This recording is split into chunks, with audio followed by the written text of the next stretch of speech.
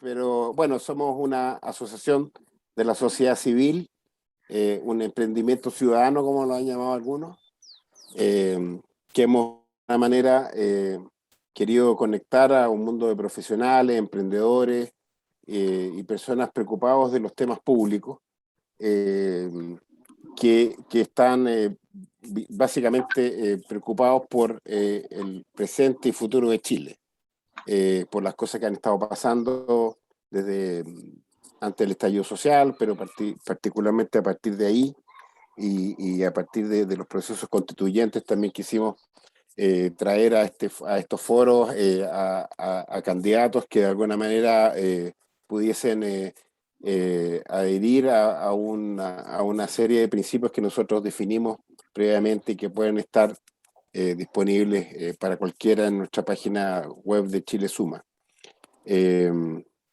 Y bueno, seguimos súper preocupados, se vienen tiempos complejos, está muy polarizado el tema, la convención constituyente también da señales espantosas, así que eh, estamos siempre muy preocupados de lo que está pasando y bueno, hemos visto con mucho interés las columnas que tú has estado escribiendo el último tiempo en la prensa.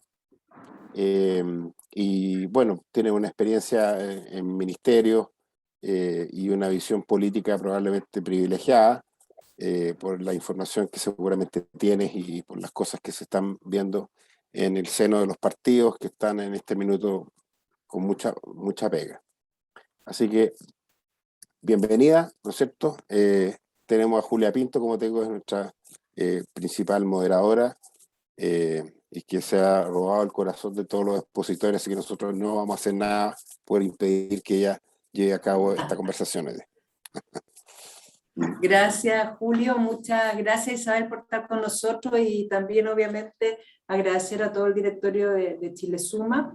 Lamentablemente todavía soy la única mujer, así que espero que pronto otras mujeres se vayan sumando al directorio de Chile Suma. Agradecer también a toda la gente que se ha ido conectando, que esperamos que vaya sumándose a medida que pasan los minutos. Y bueno, la modalidad, Isabel, es simple. Tú expones, no sé si vas a querer subir alguna presentación, tú expones unos 20, el tiempo que tú desees, digamos, y todas las consultas se van a ir realizando vía chat o pidiendo la palabra vía chat, y después cuando termine, ahí empezamos a intercambiar las preguntas, y bueno, y tú respondes las opiniones, sugerencias. Contarte que también es un espacio bastante íntimo, donde podemos bajar la guardia, donde podemos preguntar nuestras inquietudes más profundas, que no es algo donde tenemos que aparentar nada, y eso es súper importante para nosotros porque recogemos de alguna manera la esencia de lo que está pasando y también de cómo poder colaborar en este espacio que hoy día se nos da, o en este momento del país que se nos da, que nos tocó vivir. Obviamente queremos aportar y eso muchas veces se hace más con la guardia abajo que estando a la defensiva. Así que gracias, Isabel, y te dejo. Yo no sé, Patricio, si está lista ¿puede ella subir su presentación? Por supuesto, está todo dispuesto ya para que avance. Estamos listos, entonces, Isabel, el micrófono y la pantalla toda tuya. Bueno, muchas gracias por la invitación a Chile Suma. Efectivamente, yo me sumé hace algunos meses a un debate donde estaba invitado John Miller, y me pareció que era un grupo muy interesante. Yo valoro mucho estos emprendimientos de sociedad civil que se han multiplicado especialmente desde octubre del 2019 y creo que nos van a hacer muy bien. Yo también encabezo uno de esos emprendimientos con una organización que se llama Somos, en donde nos hemos reunido mujeres que somos líderes de opinión pública en distintos espacios de Santiago y de regiones, y ahí convivimos mujeres siempre de centro derecha, pero teníamos, por decirles, para la primaria, mujeres que estaban apoyando desde Ignacio Briones hasta otras que ya tenían pensado votar por Kast desde el principio. Mire, a mí me gusta hablar yo lo menos posible en el inicio, porque estas instancias son muy valiosas para nosotros y creo que es interesante después tener una conversación más fluida, donde podemos intercambiar puntos de vista, y si ustedes hay algún tema que les interesa especialmente mi visión, encantada de compartirlo. Pero solamente quisiera partir muy brevemente con un poquito lo que yo he hecho en mi vida política. La verdad es que yo creo que soy un producto de los famosos 30 años, porque yo crecí en regiones, soy de una familia de Quillota, viví en Concepción mi infancia, mi adolescencia, llegué a Santiago como una Carmela el año 87, y me he dedicado en los últimos 30 años a la política, al servicio público en distintos espacios, ininterrumpidamente. Empecé en el año 92, trabajé 20 años donde las papas queman, con María Angélica Cristi, la diputada Cristi, como asesora legislativa y política. Fui concejal también varios años de Peñalolén, aprendí muchísimo. Luego trabajé en el primer gobierno del presidente Piñera coordinando un equipo de análisis, de coyuntura y de apoyo en las Express. Y luego, como todos saben, fui ministra de la Mujer y Equidad de Género entre el 2018 y el 2020. Y hoy día soy socia fundadora de la consultora Punto Equality. Nos dedicamos a asesorar a las empresas en balance de género corporativo. Además, soy vicepresidenta de la UDI, algo que es muy difícil participar en un partido político hoy día, pero creo que es un esfuerzo que había que hacer. Y estoy en distintos medios con espacios de opinión. A mí me gustaría partir planteándoles que, como la mayoría de ustedes, yo vivo con mucha preocupación la época, los tiempos por los que está atravesando Chile, pero al mismo tiempo los veo con esperanza. Yo los veo con preocupación porque ¿cuáles son los elementos más preocupantes a mi juicio? Primero, que se ha generado un cuadro de incertidumbre inédito en las últimas décadas. Yo en mi vida adulta no recuerdo un momento de mayor inestabilidad y de mayor incertidumbre y de mayor incerteza jurídica, si ustedes lo quieren ya aterrizar más, como los que estamos viviendo en los últimos 2 años. Y también de preocupación porque yo creo que estamos muy conscientes de que especialmente el cerco de la impunidad frente a la violencia se ha corrido muchísimo en estos últimos 2 años, y eso sí también es un elemento muy, muy importante para el país y tiene efectos en todo sentido: políticos, económicos, sociales, humanos, psicológicos, etc. Pero también yo vivo estos momentos, con esta época, por decirlo de alguna manera, o estos tiempos, con mucha esperanza, porque yo estoy percibiendo que este momento podría ser no el principio, como algunos dicen, estamos partiendo, dicen, sino que tal vez hay algunos antecedentes que nos podrían indicar que a lo mejor estamos viviendo un momento de decantación de las turbulencias. Y aquí sí que les voy a compartir algunas láminas, porque hay varias cosas que a mí me parecen muy interesantes en la encuesta CEP. Déjenme ver, y me voy a remitir especialmente a 3 temas que aborda la encuesta CEP. Uno de ellos es la valoración que hacen los chilenos de la democracia. Sigue siendo muy alta, 61% dice que la democracia es preferible a cualquier otra forma de gobierno, primer punto, y eso es muy importante. Segundo, la valoración que tienen los chilenos a los acuerdos, como la imposición que le ponen los chilenos a las instituciones políticas, especialmente al Congreso, y en este caso la lámina tiene que ver, se le pregunta respecto a la Convención, la imposición a privilegiar los acuerdos por encima de las discordias cuando se toman decisiones políticas. Y un tercer punto que tiene que ver con un retroceso en la tolerancia a la violencia, que también me parece que es muy importante. Y también en esta encuesta vimos de alguna manera como que se terminó está retrocediendo esa percepción como bastante con más claridad. Empieza a haber un momento como de reflexión de un sector importante de la ciudadanía, probablemente la clase media, que ha ido aquilatando que ese estallido, lejos de ser tal vez el inicio de algo muy positivo, ha sido también un momento de retroceso y de inestabilidad que le va a pegar en su vida diaria, le va a pegar en sus posibilidades y le va a pegar sobre todo, y ojalá que no ocurra, pero teme que le pegue especialmente a una siguiente generación.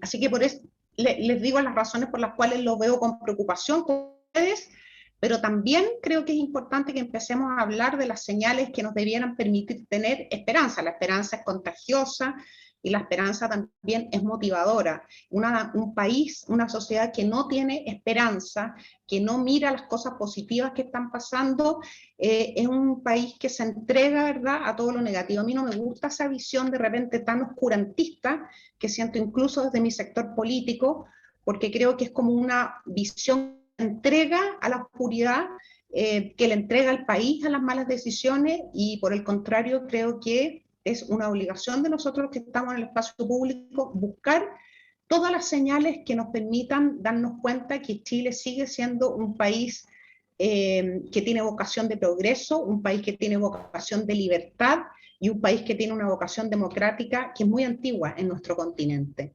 Y por lo tanto es importante reforzarlo y conversarlo, no solo en los grandes foros, sino tratar de socializarlo en todo nivel, especialmente con las nuevas generaciones, con las que todos estamos conversando muchísimo.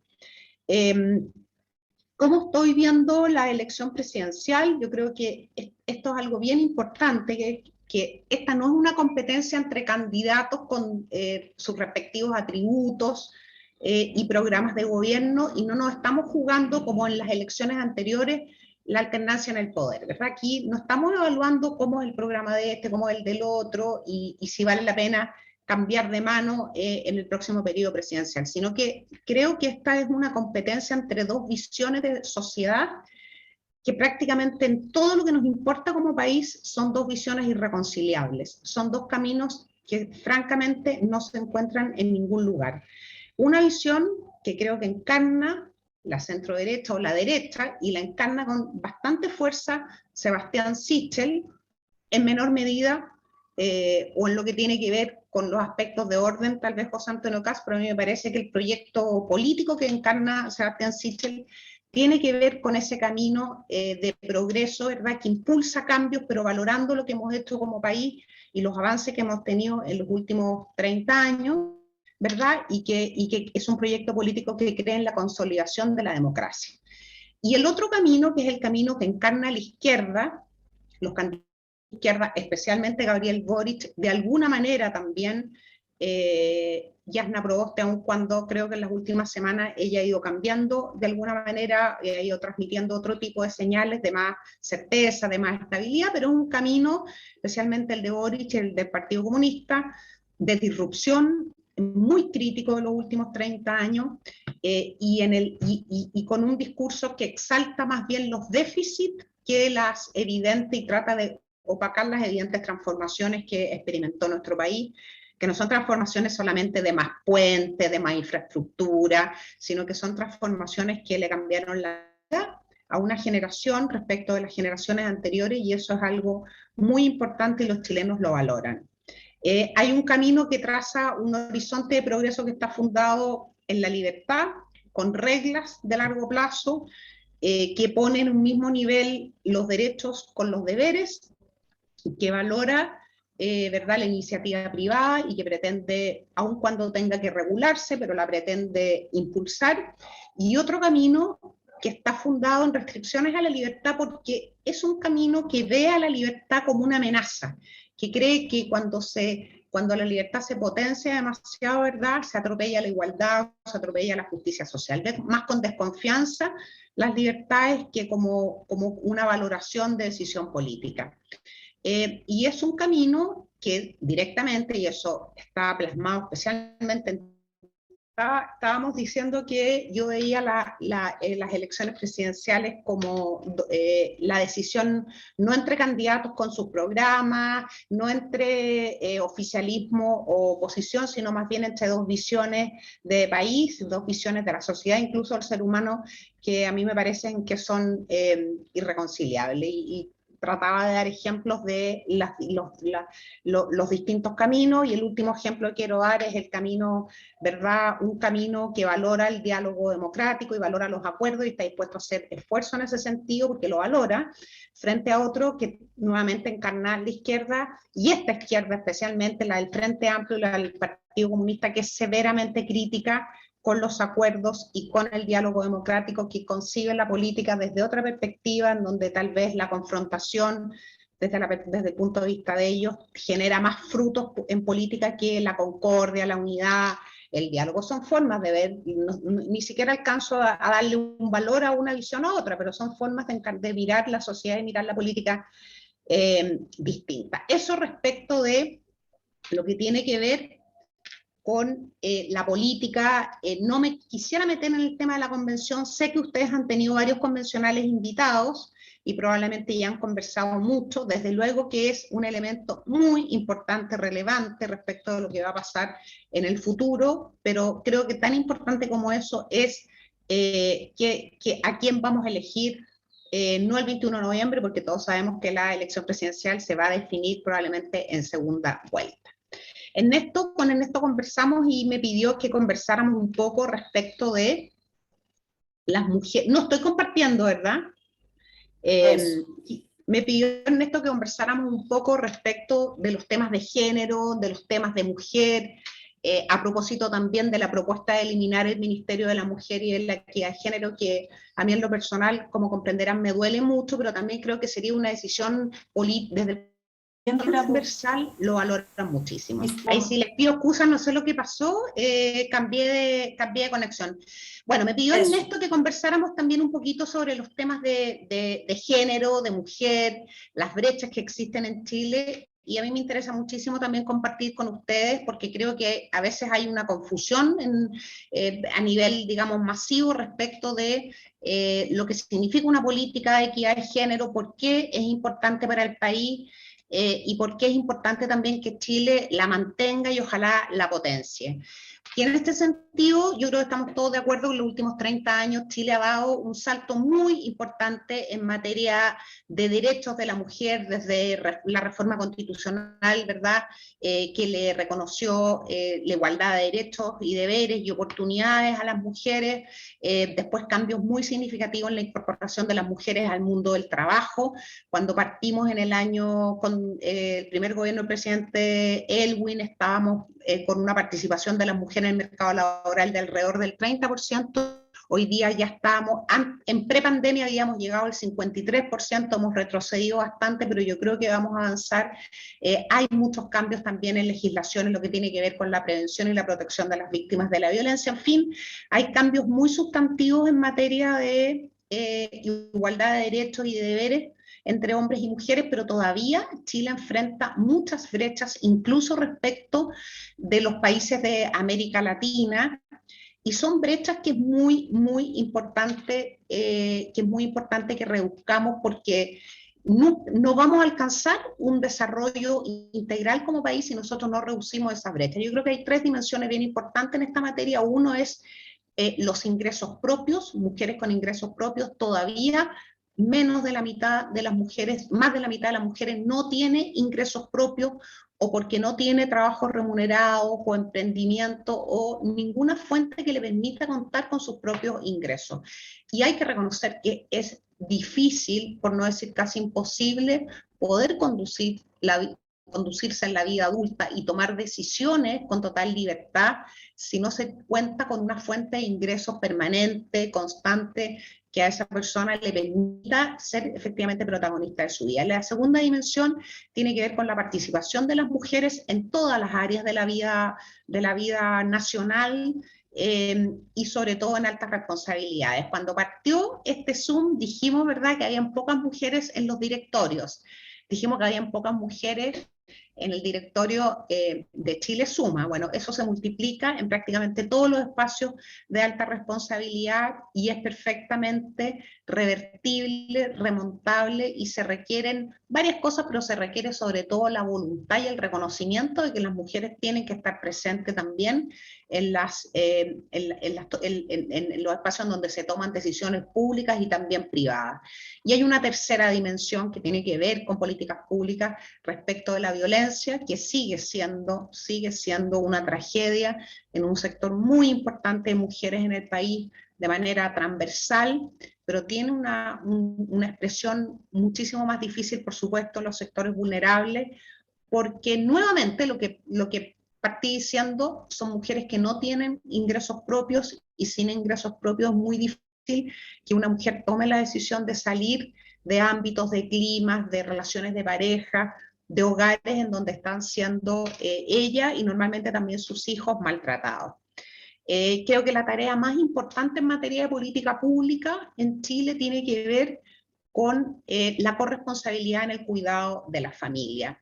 Valorar lo que significa en términos económicos incluso que el cuidado de la familia, que hoy día sigue recayendo casi exclusivamente en los hombros de las mujeres, y eso tiene distintas expresiones, se manifiesta, ¿verdad?, en la dificultad que tienen las mujeres para poder trabajar remuneradamente, la dificultad que tienen también para ir haciendo un desarrollo de carrera, y es un desafío muy importante, que hay otros países que están bastante adelantados en materia de cuidado familiar, de corresponsabilidad, y eso significa que hay que impulsar una serie de leyes que nosotros hemos intentado durante este periodo presidencial, pero ha sido difícil, como por ejemplo el proyecto de Sala Cuna, pero también significa que hay que impulsar, valorar, motivar cambios culturales que las nuevas generaciones tal vez han aprendido con más, están ejerciendo con más naturalidad,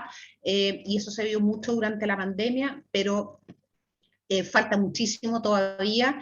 Y ayer había una carta en el Mercurio que me gustó mucho, de un hombre que estaba cuidando, acompañando a su mamá, la acompañaba al doctor, la acompañaba a hacerse exámenes, la acompañaba en varios aspectos de la vida de su mamá, que era una señora mayor, y a él le llamaba profundamente la atención que cuando estaba en esos trámites con su mamá, siempre estaba en salas en donde había prácticamente puras hijas o puras mujeres acompañando a sus papás mayores de edad, y él era el único hombre. Y creo que esa es una carta que refleja muy bien lo que está ocurriendo en Chile, y es algo, ¿verdad?, que atenta contra la sostenibilidad de nuestro país, y es importante que tengamos conciencia, y ojalá lo valoremos. Aquí hay algunas, me gustaría compartir ya las últimas láminas para que después pudiéramos conversar, que tienen que ver justamente con los temas de mujer.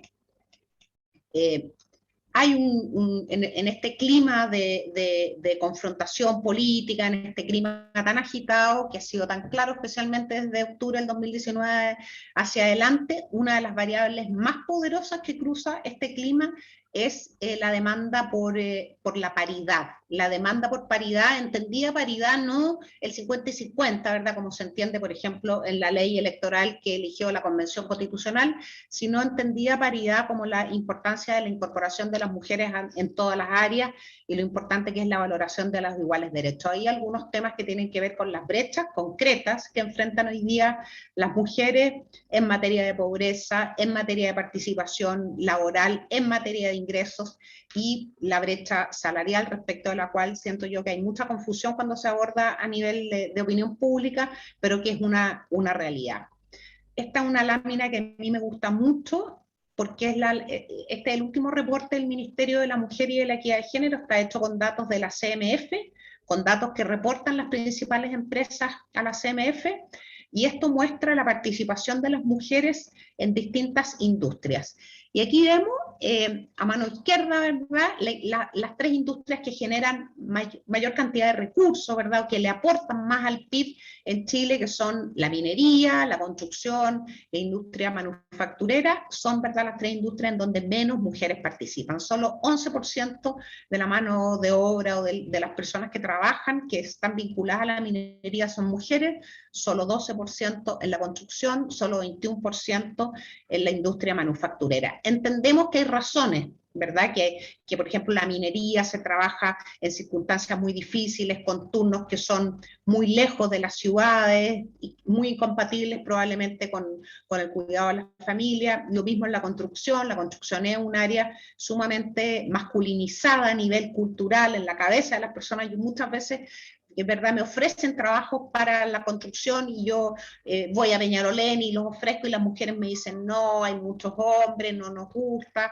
Pero es importante, esta lámina me gusta mucho porque refleja la realidad de la incorporación de las mujeres en el mundo laboral, que está muy concentrada en servicios, en educación, en otras áreas, y muy desconcentrada o minimizada en aquellas áreas que son de mucha potencia, que generan muchas oportunidades. Eso es importante también, impulsar que más mujeres vayan participando y derribando las barreras por las cuales no están participando en esas áreas. Y con esta lámina voy a terminar. pero quisiera compartir esta encuesta que a mí me gusta mucho, que es la encuesta Bicentenario. Cuando uno se pregunta, ¿qué significa? ¿Por qué nos dicen que culturalmente Chile es un país machista? Creo que en las respuestas a estas preguntas de la lámina de la última encuesta Bicentenario está bastante claro y tiene que ver también con corresponsabilidad. La primera pregunta que le hacen a los encuestados de Bicentenario, hombres y mujeres, le preguntan, le dice, dígame, de acuerdo con esta afirmación, ¿la familia se descuida si la mujer tiene un trabajo a tiempo completo? 45% está de acuerdo con esa afirmación. Ese 45% era 68-70% cuando partió la serie Bicentenario el año 2006-2007. O sea, ha habido una evolución, pero sigue siendo importante y casi la mitad de los chilenos cree que la familia se descuida cuando las mujeres trabajan en jornada completa. Existen trabajos que son más adecuados para los hombres y otros más adecuados para las mujeres. Aquí es mayor la aseveración de esa frase. 50% dice que hay trabajos que son más adecuados para las mujeres. Yo puedo pensar que eso es efectivamente así. Tercero, la mujer debería permanecer con sus hijos en casa mientras son pequeños. 58% cree eso. A mí me gustaría que en una próxima encuesta Bicentenario tal vez se preguntara, padres y madres deben permanecer el mayor tiempo posible, ¿verdad?, con sus hijos en casa mientras los niños son pequeños. También me gustaría que hubieran cambios en la forma de preguntar esto. Y en fin, como esta, hay muchas otras encuestas, pero creo que esta es la más importante en materia de familia y de percepción, ¿verdad?, de los derechos y deberes de las mujeres, y refleja de alguna manera, no puse la serie, pero refleja de alguna manera que culturalmente sigue habiendo como un reproche que recae sobre los hombros de las mujeres cuando éstas deciden o quieren o necesitan, ¿verdad? Hay un sector muy importante de la clase media que necesita del ingreso de padre y madre para poder garantizarle un futuro a sus hijos, y sigue habiendo un sesgo de alguna forma, de reproche a las mujeres, y a mí me gustaría que en vez de ese reproche hubiera un cambio muy importante en materia de asumir que el cuidado de la familia es de responsabilidad de hombres y mujeres, y que es importante también hacer un esfuerzo de política pública, pero también de decisiones en la vida personal en este sentido. Y con esta última lámina y esa última materia, cierro mi conversación y quedo a disposición de la conversación que quieran tener ustedes. Muchas gracias, Isabel, muy interesante. Y vamos a partir por las preguntas justamente que tienen que ver con la mujer, que fue lo último, digamos, que abordaste en tu presentación, así que no voy a seguir el mismo orden de las preguntas que ustedes estaban haciendo, vamos a ir tratando de abordar este tema primero. El primero lo dice que siempre no es Piara, está claro, Piara Francesca, siempre después se me olvida el nombre, pero la pregunta es la siguiente, Isabel. Bueno, buenas tardes y gracias por compartir tu pensamiento. Te quería preguntar, como ex ministro y mujer, si consideras adecuado que el presidente Piñera, ante las distintas y diversas crisis que debió enfrentar, nunca consideró a una mujer en cargos en los ministerios políticos, sino que se inclinó por hombres. ¿Crees, bajo esta premisa, que las cosas hubiesen sido distintas si más mujeres han participado en los ministerios de mayor relevancia y sensibilidad, como por ejemplo el Interior? Está sin audio. Y saludo a Piara. Los ministerios políticos son Interior, CGGOV, que es el Ministerio de la Vocería, y la SECPRES. Durante este gobierno, la CGGOV, que es tal vez el ministerio más político de todos, ha tenido dos voceras, la ministra Cecilia Pérez al principio del gobierno, la ministra Carla Rubilar en el segundo gobierno. Y si bien no voy a nunca desclasificar información privilegiada o información reservada, sí doy fe y doy testimonio de que se consultó a varias mujeres muy relevantes todas y con trayectoria para ocupar tanto el Ministerio de la SECPRES, en la Secretaría General de la Presidencia, especialmente el Ministerio del Interior. Muchas gracias. Algunas fueron antes del 18 y otras después. Tengo ahí que Carla Rubilar me da la sensación después del... Carla, exactamente, sí. Fue después del 18 y Cecilia Pérez fue antes del 18 de octubre. Exacto. Acá tenemos otra consulta que está relacionado, de Francisco Vergara, que dice, tú como ex ministra de la Mujer te tocaron varios 8M, 8 de marzo, y tomando al feminismo como un movimiento político-cultural absolutamente identificado con la izquierda. A nivel político, como ejemplo, en su versión más radical, el feminismo es anticapitalista y antineoliberal. Entonces, ¿hasta dónde puede o qué relato podría proponer la centro-derecha o quienes creemos la libertad como valor fundamental para tener un discurso alternativo frente a otras, sobre todo a otras mujeres profesionales universitarias que las cautive e identifique? Perdón, ¿cómo se llama, Julia, quien pregunta? Francisco Vergara. Francisco, ¿estás por ahí? Bueno, Sí, Francisco, ahí está, hola Francisco, bueno, varias precisiones para que las conversemos, pero no hay feminismo, hay feminismos, y efectivamente hay un rango muy amplio de feminismos. El que tiene más expresión en Chile, en la calle y de activismo es un feminismo marxista, es un feminismo interseccional que le llaman, ¿verdad? En donde se exigen, se hacen demandas que no tienen que ver solamente con la mujer, sino que se demanda también medio ambiente, temas indígenas, anticapitalismo, no más AFP. Es el feminismo que conocemos por la televisión en Chile, que es el feminismo marxista interseccional, y asimismo se definen ellas. Pero la verdad es que los feminismos, o más bien la causa de la igualdad de derechos y deberes, yo diría que está muy conectada con la centro derecha, y no es lo que tendríamos que hacer, sino lo que hemos hecho, y modestamente creo que a mí me tocó liderar también ese discurso junto a un grupo muy importante de mujeres independientes y militantes de partidos políticos nuestros, ¿verdad? Y que tiene que ver con la valoración de la libertad, con la valoración de la igualdad ante la ley, y por lo tanto de tener iguales derechos que no tienen que estar solamente escritos, sino que tiene el Estado también que asegurarse que está la facultad de ejercer esos derechos, ¿cierto? Y es sumamente vinculado con las ideas de la centro-derecha, toda vez que nosotros creemos en la producción, en el mercado, en lo importante que es el crecimiento económico, y parte importante del reimpulso al crecimiento económico tiene que ser la incorporación del talento de las mujeres en los próximos años. Mira, me han invitado hartos gremios empresariales de otros países, especialmente de América Latina, en donde esto se valora mucho, y hay muchísimo deseo de incorporar mujeres, mirando justamente el aporte que le hacen las empresas al crecimiento económico de los distintos países. He estado en Bolivia, Colombia, ahora voy a estar en Guatemala, México, y tiene que ver justamente con las ideas más nobles de la centro derecha, que es el sector político que a mí me identifica: libertad, igualdad ante la ley, aporte económico, y el derecho que tenemos las personas de hacer ese aporte económico, ¿verdad? De generar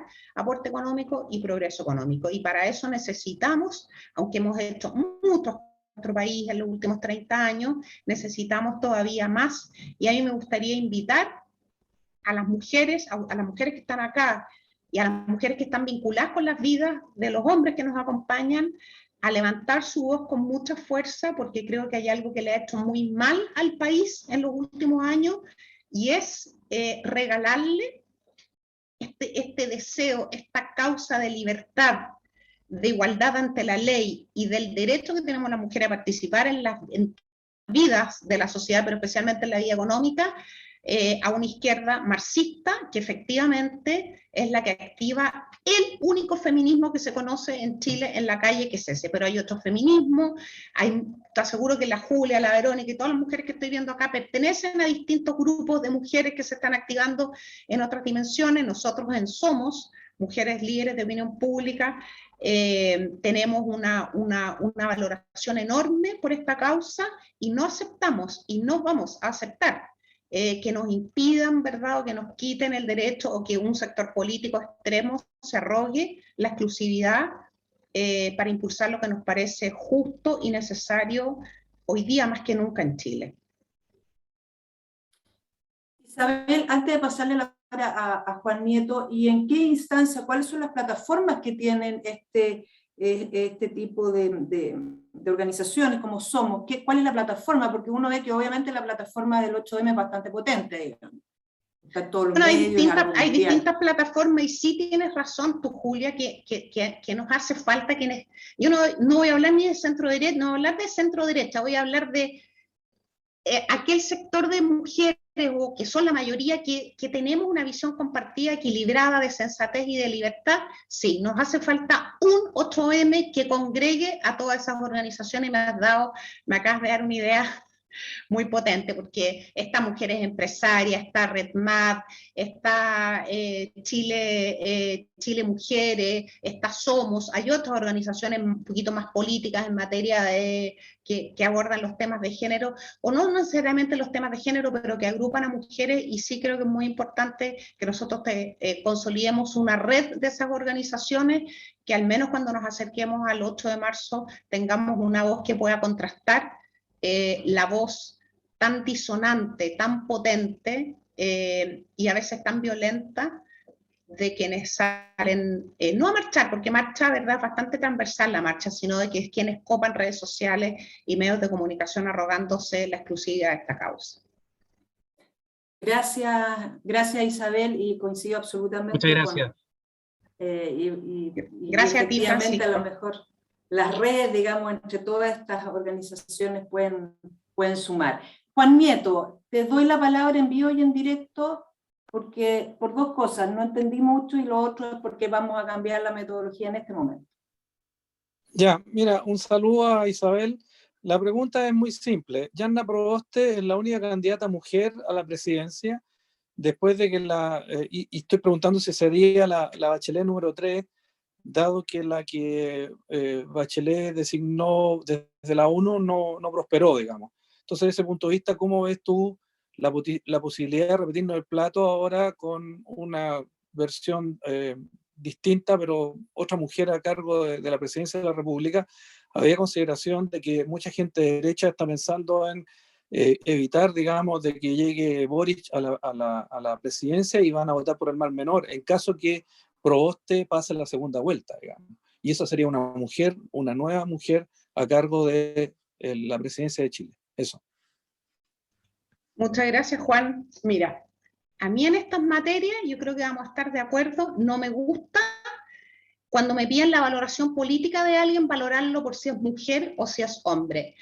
Y he estado ayudando a varias mujeres que son candidatas, y les digo, por favor, no le digan a los electores voten por mí porque soy mujer. No es razón para votar por una persona porque soy mujer. Ahora, por supuesto que el ser mujer en un país en donde la política sigue estando más poblada por hombres que por mujeres, por supuesto que la distingue, le da un sello, le facilita en cierto sector de verdad de la sociedad o en cierto electorado que ella pueda llegar. Pero yo no me quiero adelantar, veo muy pocas posibilidades de que Yanna Proboste pase a segunda vuelta. Creo que estamos a 10 días, a 14 días de la elección, a 12 días de la elección. Tendrían las encuestas que estar demasiado equivocadas, y es verdad que se han equivocado, pero no tanto. Tendrían que estar equivocadas como en 15 puntos, como en 10 puntos. No veo muchas posibilidades de que ella pase a segunda vuelta, ni siquiera con una votación como el voto útil, porque yo siento que el voto útil para Yanna Proboste no es tan potente como fue el voto útil con Boric en la primaria. A lo mejor puedo estar equivocada, pero es lo que voy percibiendo. Y yo creo que Yanna Proboste sería una presidenta más de izquierda que la presidenta Michelle Bachelet, que Michelle Bachelet yo creo que hoy día tenemos que mirar a la distancia, verla desde otra perspectiva. En su primer gobierno ella fue la verdad es que bastante continuidad de la concertación. Después fue un gobierno algo más izquierdizado, pero muy lejos de la izquierdización de esa ex concertación hoy día. Y tenía un equipo cercano de trabajo, de colaboración, de apoyo programático y de apoyo político, con mucha experiencia y con bastante sensatez, una sensatez que nosotros por lo menos no estamos viendo, que yo no veo ni en los espacios que yo comparto en radio, en televisión, no lo veo en el Congreso, no veo a esa centroizquierda con esa capacidad de apañar un gobierno que fuera de centroizquierda efectivamente, sino que yo creo tendría a pensar que daba varias señales que ha dado la senadora Proboste, sería un gobierno bastante más de izquierda que lo que fue el segundo gobierno de la presidenta Bachelet. Perdón, estaba sin audio. Que ahora que le voy a dar la palabra a quien siempre me levanta su manito muy ordenado, es Rafael.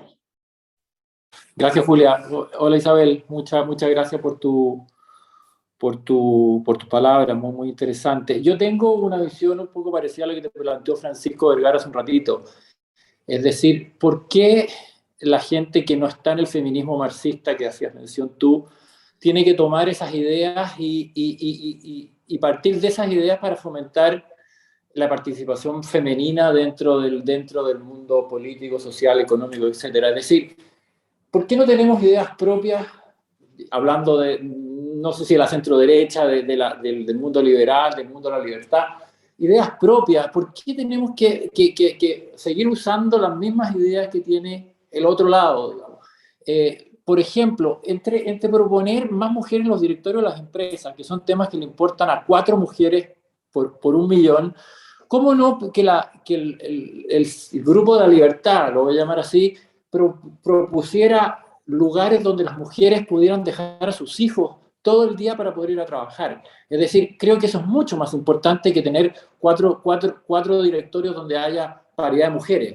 Creo que al 95% de las mujeres les interesa más algo así, tener sistemas de postulación a trabajos, currículum ciegos, donde no se exija ni nombre ni fotografía, sino que se exija calidades intelectuales, experiencias laborales, que si la Carolina Toá dice algo, nosotros decimos ese algo más 2. Creo que la única manera de diferenciar este grupo del otro, del feminismo marxista, es con ideas un poquito más orientadas en la libertad. Y, por ejemplo, promover otras cosas. Si estamos en el plano de la igualdad, que yo tiendo a pensar de que la discriminación positiva debiera tender a acabarse en la medida que fuéramos iguales, porque somos iguales y porque la Constitución del 80, la cual no sé si me gusta tanto, pero lo dice en el artículo 19, ¿por qué no establecemos, por ejemplo, si vamos a tener un servicio militar, es para hombres y mujeres? ¿Por qué solo para hombres? ¿Por qué los hombres jubilan antes que las mujeres? ¿Por qué no somos un poquito más ¿cuál es la palabra? Más de avanzada, digamos así, con ideas un poquito más propias? Muchas gracias. Gracias, Rafael. Isabel. Mira, no sé, yo creo que después de escuchar a Rafael, creo que comunicacionalmente hemos sido nosotras muy poco talentosas, porque yo por lo menos, y las mujeres que nos rodean a nosotros, no respaldamos ninguna de las ideas del feminismo marxista, ninguna. Al contrario, nosotros creemos en la libertad e impulsamos libertad. Creemos en el crecimiento económico e impulsamos la incorporación de las mujeres en el mundo del trabajo. Yo no creo en la paridad en los directorios y no estoy dispuesta a respaldarlo porque lo considero expropiatoria, y la inmensa mayoría de las mujeres de centro derecha tampoco creen eso. La primera ley que nosotros promulgamos a fines del 2018 fue el fuero maternal para las mujeres de las Fuerzas Armadas y de Carabineros que no lo tenían. Las mujeres que trabajaban en la PDI, en Carabineros y en las Fuerzas Armadas no tenían fuero maternal, había una discriminación ahí que atentaba contra su maternidad. Primera ley tiene que ver con eso. Segunda ley, fue una ley de lactancia, de valorar lo que significan los meses de lactancia para las mujeres en nuestro país. Después vienen otras leyes que tienen que ver con especialmente los temas de violencia y de protección a las víctimas. Yo creo que más que ideas, Rafael, lo que tiene ese feminismo marxista es un relato, un discurso, ¿verdad?, que se apropia y se come todas las otras ideas. Nosotros yo impulsé la Sala Cuna Universal, que no hubo caso, y la principal opositora a la Sala Cuna Universal se llama senadora Yasna Proboste, que nos llevó todos los sindicatos de la Junji, todos los sindicatos de Integra, todas las directivas de colegios de profesores, y tuvimos en la última sesión, ¿verdad?, 200 personas gritando alrededor de nosotras, de la ministra María José Saldívar y mío, impidiendo que pudiera avanzar ese proyecto de ley. Siempre impulsamos y vamos a seguir impulsando todos aquellos cambios que signifiquen bajar las barreras para que las mujeres puedan efectivamente hacer su vida, tener oportunidades laborales y compatibilizarlo con la familia. Pero también yo quiero impulsar políticas públicas que fomenten e impulsen que los padres también se involucren con el cuidado de sus hijos, de sus nietos o de sus papás y sus mamás que son adultos mayores y que requieren cuidado, y que eso deje de ser únicamente una responsabilidad de las mujeres. Así que yo creo que una cosa es el discurso, el relato y la pasión que le ponen ellas al tema, y otro es las ideas que, por lo menos las mujeres que a nosotros nos rodean y que están trabajando en estas materias a nivel programático o en otros espacios, ninguna de nosotros compartimos esas ideas. Y quiere decir que tenemos que ser muy talentosas y más talentosas comunicacionalmente para plantearla. Lo que sí tenemos en común es que ambos mundos creemos que las mujeres y los hombres tenemos los mismos derechos, los mismos deberes, y que el Estado tiene, así como tiene una responsabilidad esencial en la protección de nosotros y en la seguridad y en la defensa, tiene también una responsabilidad del Estado de asegurarnos que las mujeres puedan efectivamente esos derechos que están escritos en esa Constitución o en el Código Civil o en otros cuerpos legales hacerse efectivos. Gracias, Isabel. Y ahí te hago una reflexión y una consulta, porque efectivamente estaba, digamos, escrito de que los derechos, digamos, tienen que ser iguales, pero eso en la realidad no se lleva, digamos, a cabo en el día a día.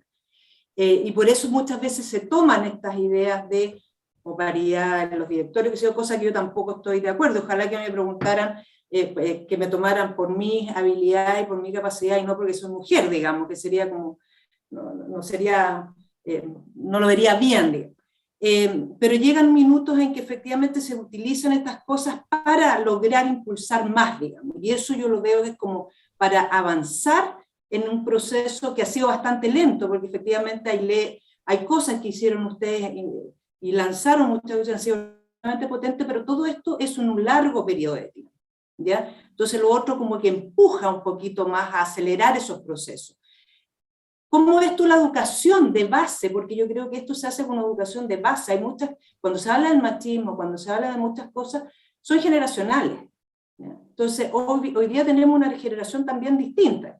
Entonces, ¿cómo se trabaja en la educación sobre eso para que no tengamos que llegar, como por ejemplo, a tener un Ministerio de la Mujer para que se aborden las cosas de las mujeres? No sé si me logro explicar. Mira, a ver, a las mujeres les cuesta avanzar en sus carreras laborales. Aquí deben haber varios empresarios o ejecutivos de empresas, les cuesta, y yo me dedico a eso, les cuesta avanzar en sus carreras laborales, no porque no haya valoración en las empresas respecto de sus talentos y sus capacidades, sino por la rigidez de los derechos laborales en Chile, que recaen, los que tienen que ver con protección de familia, sigan recayendo mayoritariamente en la trabajadora. Eso es lo primero, y eso ya es verdad. Por ejemplo, el 203 del Código Laboral, cuando dice las empresas cuando tengan más de 20 tienen que pagar la sala. Con eso inmediatamente uno dice la pyme va a contratar 19 mujeres, pues es que es obvio, yo tengo una pyme, entonces me pongo en los pies de esa pyme, 19 mujeres y después todos puros hombres, porque de lo contrario se nos encarece, ¿verdad? Entonces, primero tiene que ver con la rigidez del código del trabajo en esta materia, y luego tiene que ver con que hay, ¿verdad?, una dificultad de incorporar la vida, de compatibilizar la vida en general con la vida del trabajo. Yo pensé que con la pandemia, casi lo único bueno que podría haber tenido era que íbamos a vivir un experimento, lo que significa tener un poquito más integradas a ambas dimensiones, y que también la permanencia de los hombres en la casa de los papás, en la casa, especialmente durante las cuarentenas, iba, ¿verdad?, a permitir que ese papá, miles de papás en Chile, todas las edades, especialmente los más jóvenes, se acercaran a lo que significa la vida cotidiana en una familia con niños pequeñitos, que hay que ayudarlos en todo sentido. Pero creo que desgraciadamente no va a ser así. Por lo tanto, también creo que el Estado, si hay una inversión importante que tiene que hacer, es una inversión en cuidado familiar.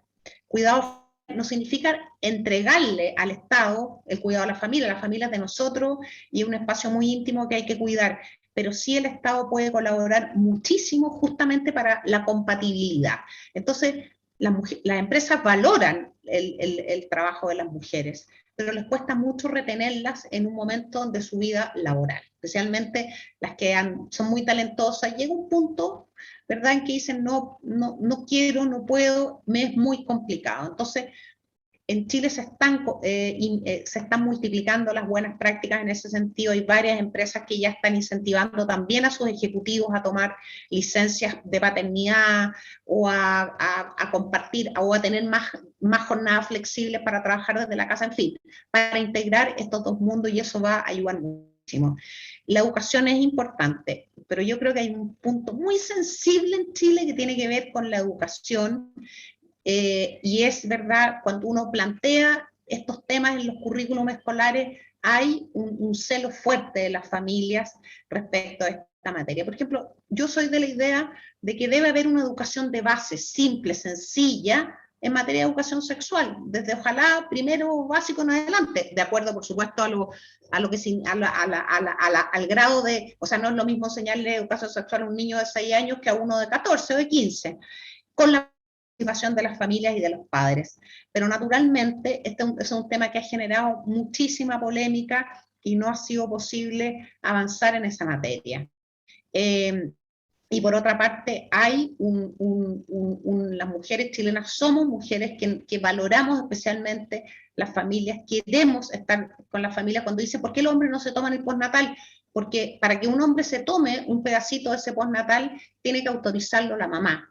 Y las mujeres no quieren ser ninguno de ese espacio, mayoritariamente. Algunas quieren y lo hacen, pero las mujeres no quieren hacerlo. Entonces, yo creo que la educación es importante, pero tenemos que ponernos de acuerdo con las familias para no atropellar también el derecho que tienen los padres y las madres a decidir no solo en qué tipo de colegio quieren que estén sus hijos, sino qué contenidos se van a entregar a sus hijos. Y yo defiendo ese derecho, Julia, porque creo que es muy importante. Y cuando se quiebre ese derecho, las sociedades, ¿verdad?, pasan a situaciones que a mí me parece que no son deseables para nuestro país. Estamos viendo, por ejemplo, en Virginia, acabamos de ver una elección de gobernador y el gobernador demócrata pierde, que era el favorito, pierde la elección justamente porque estaba impulsando un cambio de currículum escolar, y las familias de Virginia, ¿verdad?, le dieron el voto al republicano porque les aseguraba que se iba a respetar la opinión de ellos. Entonces, educación, sí, pongámonos de acuerdo entre todos, cómo lo hacemos, los educadores, los colegios, los padres. Creo que es muy importante partir por el respeto entre hombre y mujer, por la tolerancia cero a la violencia, desde que un niñito de 4 años le tira el delantal o agarra de las mechas a una niñita, que son cosas que pasan todos los días en los colegios. Y lo más importante, creo, y lo más inmediato y lo más urgente, que el Estado haga una inversión importante en materia de cuidado de la familia, que terminemos esa rigidez del Código del Trabajo con los derechos laborales asociados a la protección familiar, y multiplicar las buenas prácticas que me ha tocado ver a mí en el último año como asesora de varias empresas en materia de integración de la vida laboral con la vida familiar. Gracias, Isabel. Y ahí tomo la pregunta que hace Patricio, así que ¿dónde estás, Patricio, para que la hagas tú mismo? Acá estoy. Hola, hola Isabel. Mi pregunta, en resumen, tú eres una de las creadoras del Ministerio de la Mujer, y hay una idea de que ese ministerio debería desaparecer y crearse un Ministerio de la Familia. ¿Cuán necesario mi pregunta es, cuán necesario crees tú, desde tu punto de vista, en la creación, estuviste en muchas partes de esto, es necesario un Ministerio de la Mujer? Y no necesariamente, o una parte podría tener que ver con un Ministerio de la Familia, pero a eso voy. Hola, Patricio. Yo no soy una de las creadoras del Ministerio de la Mujer. Ese fue un proyecto de ley que impulsó la presidenta Bachelet en su segundo gobierno, y que nosotros teníamos un servicio, ¿verdad?, que existe desde el año 91, 92, y ella crea el ministerio. Me tocó ser la segunda ministra de la historia de Chile, la segunda ministra. La primera fue Claudia Pascual, la comunista Claudia Pascual, y a mí me tocó llegar a ese ministerio. Mira, aquí probablemente no vamos a estar de acuerdo con varios. En Chile hay un Ministerio de la Familia, el Ministerio de Desarrollo Social, de la Familia y de Desarrollo Social. en el cual se abordan todos los temas desde todas las dimensiones familiares, adultos mayores, niñez, adolescencia, en fin, todos los temas que tienen que ver con la familia. Algunos otros pedacitos de temas familiares siguen estando en el Ministerio de Justicia, que hace un trabajo muy importante en esta materia y en su relación especialmente con los tribunales de la familia. Yo defiendo la existencia del Ministerio de la Mujer y de la Equidad de Género, y la Julia dijo algo muy importante, por un periodo de tiempo, porque claro, seríamos un país muy fracasado si siguiéramos 100 años con el Ministerio de la Mujer y de la Equidad de Género, porque quiere decir que en 100 años todavía no habríamos superado esas brechas, ¿verdad? O esas barreras que le impiden a las mujeres ser efectivamente, no a todas, pero a muchas, y especialmente a las más pobres, protagonistas de su vida. A mí no me gusta cuando nos definen a las mujeres desde la perspectiva únicamente de nuestra relación familiar o de nuestra maternidad.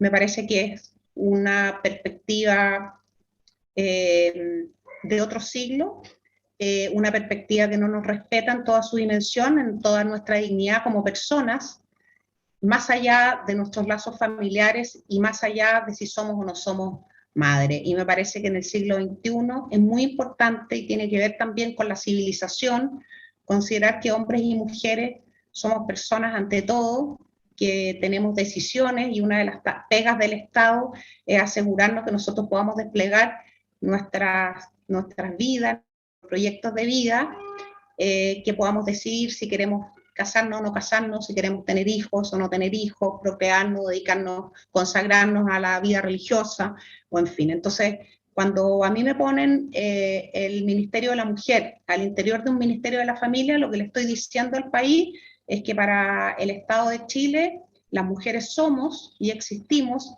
tanto respecto de la familia como respecto de nuestra maternidad. Yo no comparto esa visión, comprendo que hay otros sectores dentro de la centro-derecha que lo comparten, pero lo que me ha tocado ver a mí en las generaciones, especialmente mujeres 45, 40 años y menos, es que, y lo he aprendido más que nada de ellas, es que no he visto yo que se comparta o se aplauda la posibilidad de que se cierre ese ministerio por ahora, porque más allá de lo que hace, de lo que pueda gastar, que tiene además un presupuesto de este porte respecto al presupuesto de los otros ministerios, y además hace un trabajo muy importante, 7 leyes en 3 años, no me parece que es un trabajo pobre, al contrario, me parece que es un trabajo muy importante, porque son 7 leyes importantes que impactan la vida de las mujeres, pero hoy día ese es un ministerio que tiene es percibido simbólicamente por las mujeres de todas las edades y de todos los sectores políticos y de todos los sectores sociales. Cerrarlo me parecería un desprecio muy importante a las mujeres. Gracias. Pero entiendo que es un tema controvertido y que por supuesto debo ser tal vez de las pocas personas que vayan a compartir esa visión, pero estoy dispuesta a defenderla en todo momento y en todo lugar. Y no creo que emancipar a las mujeres se afecte a la familia, al contrario, yo creo que la familia es mucho más feliz, más plena, más rica y con lazos más fuertes cuando sus mujeres, madres, abuelas, hijas, nietas, son personas que participan en igualdad de condiciones con los hombres al interior de esa familia. Al contrario, creo que estos son temas que fortalecen más bien la familia. Gracias, Isabel. Claro. Yo te voy a mencionar algo que salía en la encuesta, la participación de la mujer en el sector agrícola, pecuario y forestal, creo que era un 31, 32% por ahí. La verdad es que la parte agrícola es un rubro bastante, bueno, histórico, bastante, lo voy a decir, tal vez 31, Julio, 31. Bastante también conservador y bastante, históricamente yo soy agrónoma y efectivamente lo he vivido muchas veces en carne propia, pero más que eso, porque uno va haciendo el espacio y siento que uno va avanzando dentro de la generación de mujeres, de mi generación hacia adelante, tal vez hacia atrás un poco menos, pero hacia adelante se ha ido avanzando en, digamos, lograr oportunidades, aprovechar esa oportunidad y compuestos que al final tienen poder de decisión y de aportar, digamos, de alguna manera. Sin embargo, hay un porcentaje de ese 31 que yo creo que es el mayoritario, que tiene que ver con las temporeras. Y la verdad que impresiona, porque uno sabe, un 31% de las mujeres en la parte agrícola, sí, pero hay un porcentaje importante que es solamente temporera, que hoy día además es una labor bastante requerida, digamos. Estamos con un tema de mano de obra. Me imagino, en la dificultad de mano de obra, ¿no? Exacto, y es un trabajo que de alguna manera le permite a la mujer en cierta época del año trabajar, cuando a lo mejor los niños también están ya fuera del colegio, y es una oportunidad. Hoy día no se da eso. ¿Por qué creo? Yo sé que no está ese análisis a lo mejor tan detallado, no sé, que también mira, mucho hombre a trabajar de temporero, y también muchos migrantes. Pero hoy día la mujer que antiguamente del campo, que iba a cosechar, que lo veía como una oportunidad, hoy día no se da eso. Hay varios análisis, digamos, pero del punto de vista de los bonos, etcétera, que a lo mejor no tiene esa necesidad tan... Pero ¿por qué hemos llegado en ese rubro, digamos, es bastante básico? No sé si me... Mira, ese gráfico tiene un sesgo. Porque es el gráfico con los datos reportados a la CMF por las empresas más grandes, ¿ya? Son 800 empresas en el país. Entonces, tiene ese sesgo.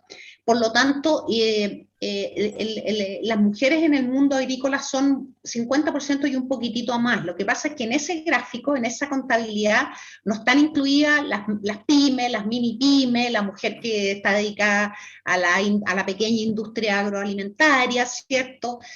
O que se dedica incluso al campo, que tiene su campo chiquito, sino que son los datos que reportan las empresas vinculadas a la agricultura o al rubro alimenticio, ¿cómo se llama? Agroalimentario, y que tienen la obligación de reportarla a la CMF. Entonces, primero, las mujeres son muy importantes, son, si no la mitad, un poquitito más de la mitad en el mundo de la agricultura, en el campo propiamente tal, como temporeras, pero también, y eso fue un descubrimiento muy bonito que me tocó, que yo vi cuando fui ministra y fui mucho a regiones agrícolas, hay un enorme crecimiento de un mundo como de pymes y de mini pymes asociadas a la agricultura, dominada absolutamente por las mujeres y con todo talento. Hay mucha exportación, hay mucha artesanía, Julia, de primer nivel.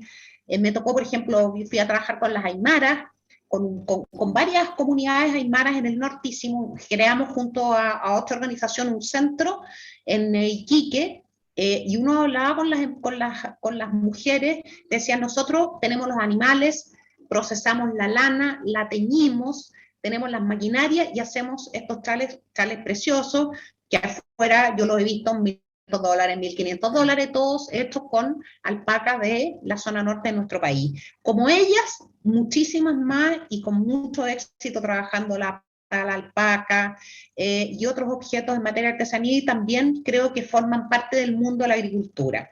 Así que, y en el tema de temporeras no estoy muy actualizada, pero probablemente también hay una dificultad para que las mujeres se incorporen al mundo como temporeras, que tiene que ver con que todavía hay muchos colegios que están cerrados, Julia. Sí. Y esos lugares que existen en las zonas agrícolas en el verano, que acogen a los niños, probablemente también vayan a estar cerrados. Ojalá que no estén cerrados en este verano, porque eso también le impide a muchas mujeres regresar al trabajo y regresar a la mano de obra y como temporeras. Pero las temporeras son una preocupación importante de INDAP, especialmente, y nosotros trabajamos mucho, y sé que la ministra Salaquet trabaja mucho en ese tema con ella. Gracias, Isabel, y qué bueno que lo rescataste. Porque nosotros hicimos un convenio que estaba teniendo mucho éxito hasta la pandemia, no ahora, con ProChile. Hicimos un convenio con ProChile para un área exclusivamente dedicada a impulsar la exportación de las pequeñas productoras del mundo agrícola y de las artesanías, especialmente las que tenían mejor nivel, y estaba siendo muy, muy exitoso. porque íbamos con el servicio lugar por lugar, las ayudamos con sus documentos, las ayudamos a negociar con su potencial comprador, y estaba resultando, hasta la pandemia estaba resultando bastante bien, y ojalá que se haya retomado o se retome, porque estaba siendo una fuente de ingreso importante para muchas mujeres, especialmente Maule, Biobío, Ñuble y las zonas del norte donde se produce la alpaca. Sí, creo que ese programa todavía sigue en ProChile. Qué bueno lo nombraste, porque uno de repente nombra la agricultura y se va a la producción primaria y no lo relaciona con toda una cadena de cosas. Que valor agregado, ya aprendí eso. Y participa mucho la mujer, y desde el territorio, no necesariamente te tiene que desplazar, así que eso también es positivo. Le voy a dar la palabra a Verónica y después a Ángela, y de ahí vamos a cambiar los temas que está esperando Julio y que está esperando Alexei.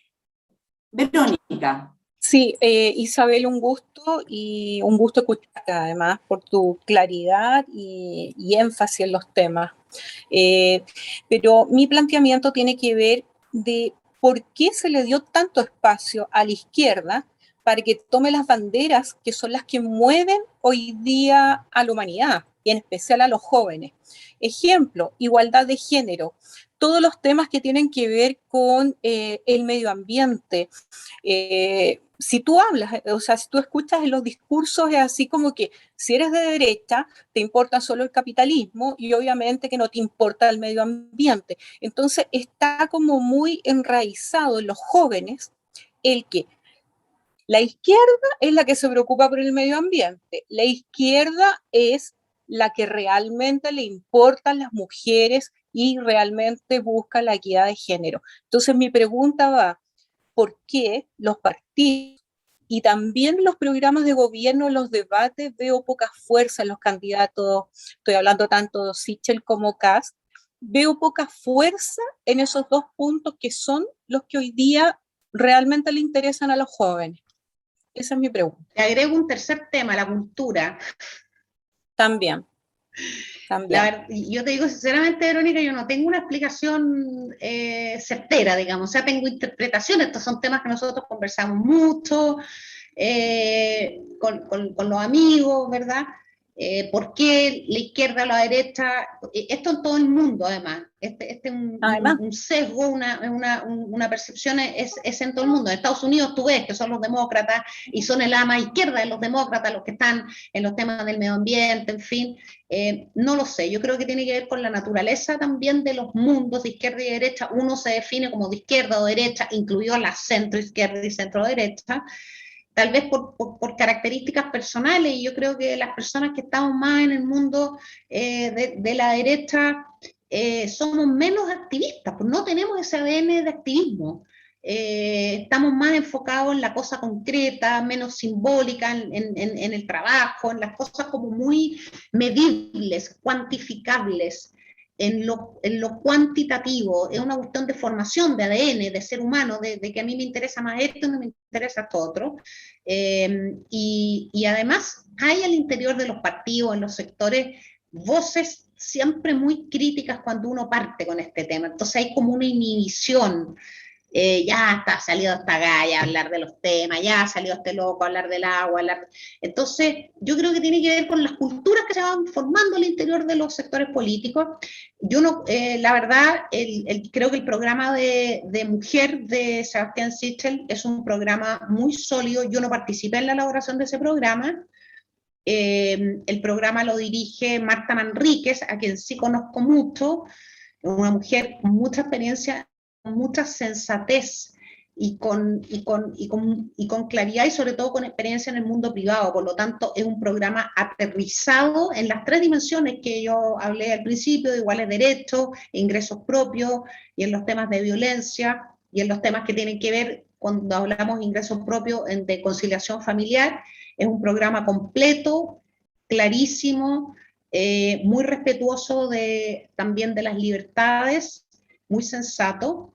El programa no tiene un programa de mujeres, el candidato José Antonio Kast, solo sé que lo he leído en varias oportunidades, que plantea cerrar el Ministerio de la Mujer, y entiendo que algo de bonos para las mujeres que son madres, para que no tengan que salir a trabajar, y algún otro tema relacionado con violencia. Pero como te digo, Verónica, no tenemos una respuesta a una pregunta que me vengo haciendo hace 30 años. Debe haber muchísimos estudios, escritos y debates sobre esta materia, pero sí te puedo decir que hay una generación joven, no necesariamente militante de los partidos, sino más bien independiente, pero con ideas de la libertad, con ideas de centro-derecha, que son muy exigentes en estos temas y que le preguntan y abordan a los candidatos y les preguntan sobre esta materia, tanto medio ambiente como los temas de género, y los temas de cultura también, que han estado siempre muy asociados a todo lo que es la creatividad y la gestión cultural, muy asociada al mundo de la izquierda. Pero espero, Verónica, antes de morirme, tener una respuesta un poco más clara en este tema, pero yo creo que tiene que ver con los ADN y los intereses de ambos sectores políticos. Ambos, digo yo, sectores gigantescos, porque hay centro, centro-izquierda, centro-derecha, y todas las manifestaciones de la derecha y la izquierda. Gracias. Gracias. Por ejemplo, a mí, si me permiten cerrar, a mí me gusta mucho cuando veo en medios de comunicación con editoriales que son un poquito más de derecha, cuando leo la editorial del día domingo, con unas visiones muy sensatas en materia especialmente mujer o de eso me da esperanza. También me da mucha esperanza, voy a nombrar una universidad, pero creo que la Universidad de los Andes, la Universidad del Desarrollo, que son dos universidades muy asociadas de alguna manera a las ideas de la libertad desde distintas perspectivas, son universidades que están desarrollando programas muy interesantes y mucha investigación en este tema. Entonces, está dejando de ser un tema exclusivo de la Universidad de Chile, por decirlo de alguna manera. Está extendiéndose y eso es muy importante porque para que la visión respecto de ese desafío no sea exclusivamente desde un sector, sino que sea integral y haya una oferta para la sociedad donde pueda la gente, ¿verdad?, cada persona en Chile formarse una opinión sobre lo que debemos hacer como país. Gracias, Isabel. Ángela. Hola Isabel, un gusto escucharte. Mi pregunta va a ser bastante similar a la que te hizo recientemente Verónica. En el fondo, mi pregunta es, ¿por qué crees tú que Chile se ha izquierdizado tanto? Y más allá de que sea un fenómeno mundial, ¿qué nos está pasando acá adentro? ¿En qué falla la oferta de la derecha hacia la gente? Y por último, ¿por qué la derecha no levanta con fuerza el tema de que hoy día lo que está en riesgo, al margen de todo el problema económico, es el valor de la libertad, palabra que tú has desarrollado con alta fuerza en el último rato? Creo que nos falta levantar eso. Y por último, esa idea que te dieron acá de juntar a las mujeres, yo creo que es excelente, porque yo sí estaba en la UP, me acuerdo perfecto cuando las mujeres salieron a marchar y fueron súper importantes en ese momento histórico de Chile. Es una pregunta es una pregunta para que nos juntáramos y habláramos respecto al tema de la izquierdización de Chile, pero se ha estudiado harto, varios de ustedes han participado en varios debates sobre ese tema. Hay hartas razones, no hay una sola, son varias. Desde el punto de vista de lo que ha vivido Chile, Ernesto Otone lo explicaba bien en una entrevista ayer en el Mercurio, no sé si la leyeron, si no la leyeron yo se las recomiendo, porque es una visión muy serena de lo que ocurrió y viene de un hombre que formó parte del corazón de la Concertación, muy interesante.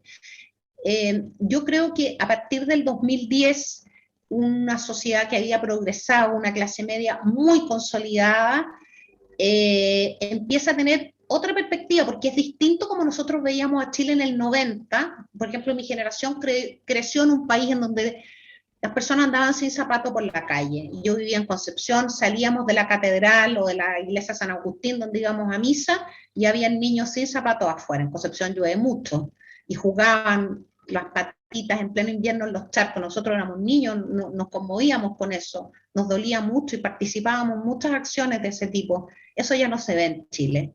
Yo creo que ninguno de los hijos, los nietos de ustedes han visto niños como veíamos nosotros en nuestra generación, que era parte del panorama, la expresión más brutal de la pobreza, ¿cierto? O medias aguas, casitas de cartón, en muchas partes no existía casi la política de vivienda social. Entonces, pero a partir del 2010, los chilenos empezamos a vernos desde una perspectiva de un país que ya había progresado 20 años. O sea, el benchmark no eran el año 72-73, sino que el benchmark era cómo me está yendo a mí respecto de lo que tenía, respecto a lo que tiene mi vecino, respecto de un país que está progresando, y las exigencias aumentaron. Creo que el tema del financiamiento de las universidades, uno puede tener una idea respecto a la gratuidad universitaria. Yo personalmente creo que la gratuidad universitaria va a capotar tarde o temprano, pero lo que no podemos negar es que efectivamente el costo de las universidades en Chile le generaron muchísima presión a las familias, por lo menos desde que se creó el CAE en adelante, porque el CAE permitió que se multiplicaran las matrículas, y eso significó que muchas familias asumieron ese costo. Entonces, un malestar muy mal conducido, tanto por la centroizquierda como por la centroderecha, que estaban ocupando mayoritariamente los espacios de poder, muy mal percibido por el mundo privado. Yo vi una nota de una industria, no voy a nombrar la industria, que decía, a partir de ahora, la industria tanto, vamos a impulsar los cambios. Yo decía, ¿por qué no lo impulsaron hace 20 años? ¿Por qué no lo impulsaron hace 20 años? Los quieren impulsar ahora, cuando el programa de gobierno de uno de los dos candidatos que tiene más posibilidades de presidir Chile, lo primero que dice, vamos a eliminar las fulatatatata. Y ahora, cuando están a punto de ser eliminados, entonces, mal conducido por el mundo político, por los que ocupaban espacio, muy mal leído y muy mal percibido desde las instituciones y desde el mundo privado, y siempre con una idea que cruzaba las conversaciones, que era: los chilenos no entienden nada. Es que como los chilenos no entienden nada, salen a marchar. Como los chilenos no entienden nada, están pidiendo el fin de esta industria, el fin de esta otra. Y yo creo que los chilenos sí entienden. Y creo que hubo un déficit muy importante de respuestas del Estado. Y ahí se cuela la izquierda, porque yo creo que hay una izquierda radical, con una generación joven muy potente, que es el Frente Amplio, básicamente, que se suma al Partido Comunista, que en activismo y en talento comunicacional son, ¿verdad?, superiores incluso a la Concertación, y para qué decir a la derecha, y han ido penetrando también en sectores a veces de jóvenes que ven en el Frente Amplio especialmente respuestas a los dolores de esta generación, que son distintos a los dolores de mi generación. Los dolores de mi generación eran los niños sin zapatos, eran los niños sin escuela, era la desnutrición. Hoy día esos dolores están aplacados. Los dolores de los jóvenes hoy día son diferentes. Son las violencias de género, como le llaman, es el cambio climático, es las ganas que tienen ellos de trabajar para vivir, no de vivir para trabajar. Tienen otras dimensiones. La derecha no tuvo respuestas, el mundo del poder o el mundo de las empresas privadas no tuvo respuestas, percibió mal y tardíamente eso, y ahí se cuela con mucha fuerza una izquierda con una generación nueva, formada afuera mayoritariamente, con muchas ganas, con mucho sentido del poder, y con mucho talento comunicacional. A esto hay que sumarle, por supuesto, redes sociales, etcétera, todos los otros elementos. Esto se está viendo en todo el mundo, pero en Chile con particular fuerza. Yo soy muy crítica de mi sector político. Creo que nosotros no entendimos a tiempo que la calidad de la política también pasaba por convocar a las mejores personas. Muchas veces nos nublamos con las ganas de que un candidato ganara un distrito, y pusimos a personas que no compartían nuestras ideas, y eso fue degenerando también nuestra visión como sector político, nuestras convicciones, nuestro posicionamiento en la opinión pública, cómo nos ven los chilenos. Creo que, voy a decirlo con toda la franqueza, a la UDI lo de Penta fue perentorio, diría yo. O sea, pasó lo de Penta y ha sido muy difícil levantarse, perdimos credibilidad como partido político, un partido político que está insertos en el corazón de las zonas populares. Yo trabajé 20 años en Peñalolén y no soy la única, muchas más. Éramos concejales en Macula, en Cerro Navia, en Peñalolén, pasábamos prácticamente 14, 15 horas diarias en esas comunas conviviendo a diario, que es lo que yo veo que está haciendo el Frente Amplio hoy día. Pero ese penta fue el pentazo, digamos, para nosotros como partido político. Fue muy difícil, creo que no se condujo bien, además la crisis, y razón por la cual nos debilitamos muchísimo, y la UDI es un eje muy importante de la derecha en Chile por su tamaño, por su extensión territorial, porque en realidad teníamos hasta la última elección al menos un concejal en prácticamente todas las comunas de nuestro país. Entonces son muchos temas, Ángela, no es uno solo. Varios de ustedes, como le digo, han participado en debates y tienen bastante claridad. Son varias las variables económicas también, precio cobre, en fin, otros temas, crecimiento económico, percepciones globales, ¿verdad?, de movimientos globales, pero yo traté de abordar los temas domésticos, digamos, los que yo veo que existían en Chile, y que son los que... Pero la buena noticia es que también veo una generación nueva, joven, en la centro derecha, en todos los partidos políticos, en todas las sensibilidades, por llamarlo de alguna manera, las que son más liberales, un poco más conservadores, la derecha social, en fin, cada una de las sensibilidades que nosotros, en las que compartimos, y veo una generación formada, nueva, que está armando centros de estudio, que está yendo a estudiar afuera, que está yendo a las poblaciones, que quiso ser candidata en estas elecciones, que va a competir el 21 de noviembre, muchas mujeres jóvenes, muchísimas, y eso me da esperanza, y esperanza de que hay una generación potente, con sentido del poder y de la responsabilidad por Chile, y con las ideas infinitamente más claras que la claridad que tenía mi generación, que como les digo, en el tiempo se fue entregando y cediendo más a lo electoral que a lo político y a las convicciones. Muchas gracias, Isabel. Ahora vamos a 3 consultas más, porque yo entiendo que igual, digamos, llevamos bastante rato, y para no abusar, la palabra la va a tener Alexei, después Julio, y vamos a terminar con Cristian Rubio. Alexei, ahí. Hola, sí. Hola, Isabel. Yo también soy de Quillota, Isabel. De hecho, era compañero de Francisco Pla. No sé si es primo tuyo, tu hermano. No. Primo, hijo, Primo. un primo muy querido de mi papá. Ah, muy bien. Oye, mira Quillota. Oye, tengo una pregunta, que es que yo soy miembro del directorio de Chile Suma. Tenemos la motivación, después de un montón de reuniones que hemos conversado con muchas personas, de presentarnos en la Convención Constitucional. Nos inscribimos en la Comisión de Sistema Político, Democracia, que es la Comisión 1, no es el nombre completo, y nos vamos a presentar. Estamos desarrollando qué vamos a ir a hablar, y te quiero preguntar, bajo tu experiencia, nosotros tenemos como principio defender la democracia liberal, y justamente hemos conversado hoy día, hemos transitado varios temas, gracias a tu completa exposición de muchos temas, y hay muchas ideas que, sobre todo, hablamos sobre el tema de las reivindicaciones de género, del feminismo, que hay un feminismo liberal, por decirlo así, y también hay un feminismo neomarxista o posmoderno, y eso se da en muchos temas.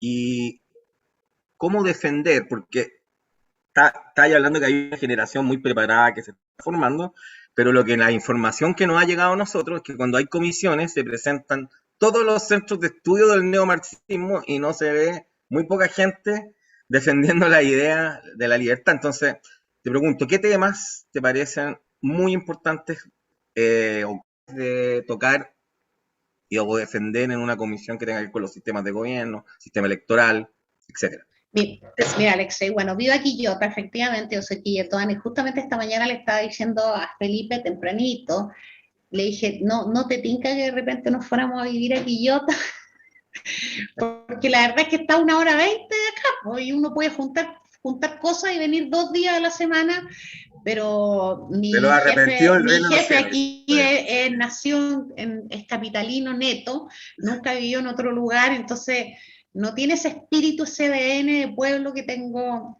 yo, que me encanta. Mira, en lo formal, en lo que me dice es que hay muchos centros de estudios neomarxistas.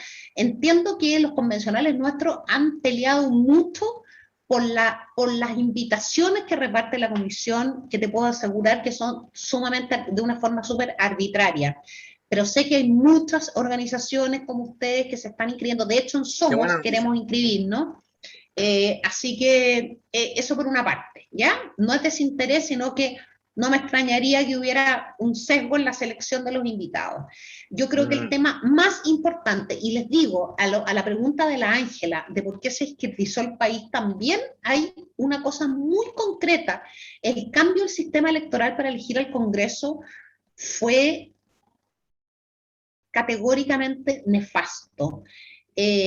Primero, porque permitió la multiplicación de los partidos políticos. Nosotros tenemos hoy día en el Congreso que hay 17 o 18 partidos políticos, o sea, es imposible, no hay con quién negociar, es imposible alcanzar acuerdos y dialogar con un Congreso que tiene 18 fuerzas políticas, o sea, ninguna democracia moderna, exitosa, consolidada, puede negociar con un Congreso que tiene 18 partidos políticos y al interior de cada una de esas bancadas hay, digamos, también diferencias. Yo creo que lo del sistema electoral es súper importante para elegir al Congreso. Alexe, yo te recomiendo que contactes, yo le puedo dar Ernesto, si es que no lo tiene, que contactes a Jorge de la Carrera.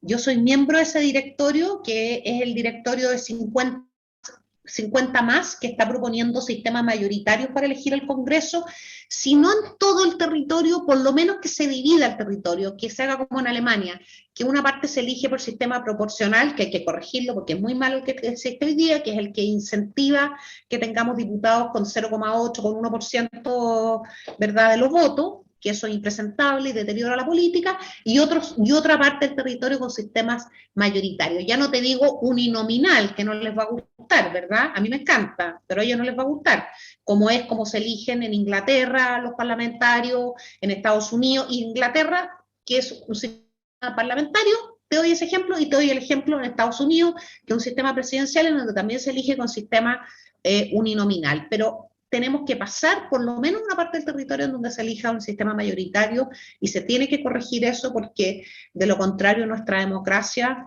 está sumamente amenazada y en el mejor de los casos puede pasar a ser irrelevante el Congreso, pero yo creo que en el peor de los casos puede pasar a ser un Congreso que no permita que ningún gobierno termine efectivamente y que legisle de la manera más populista posible, que es lo que está pasando ya hoy día.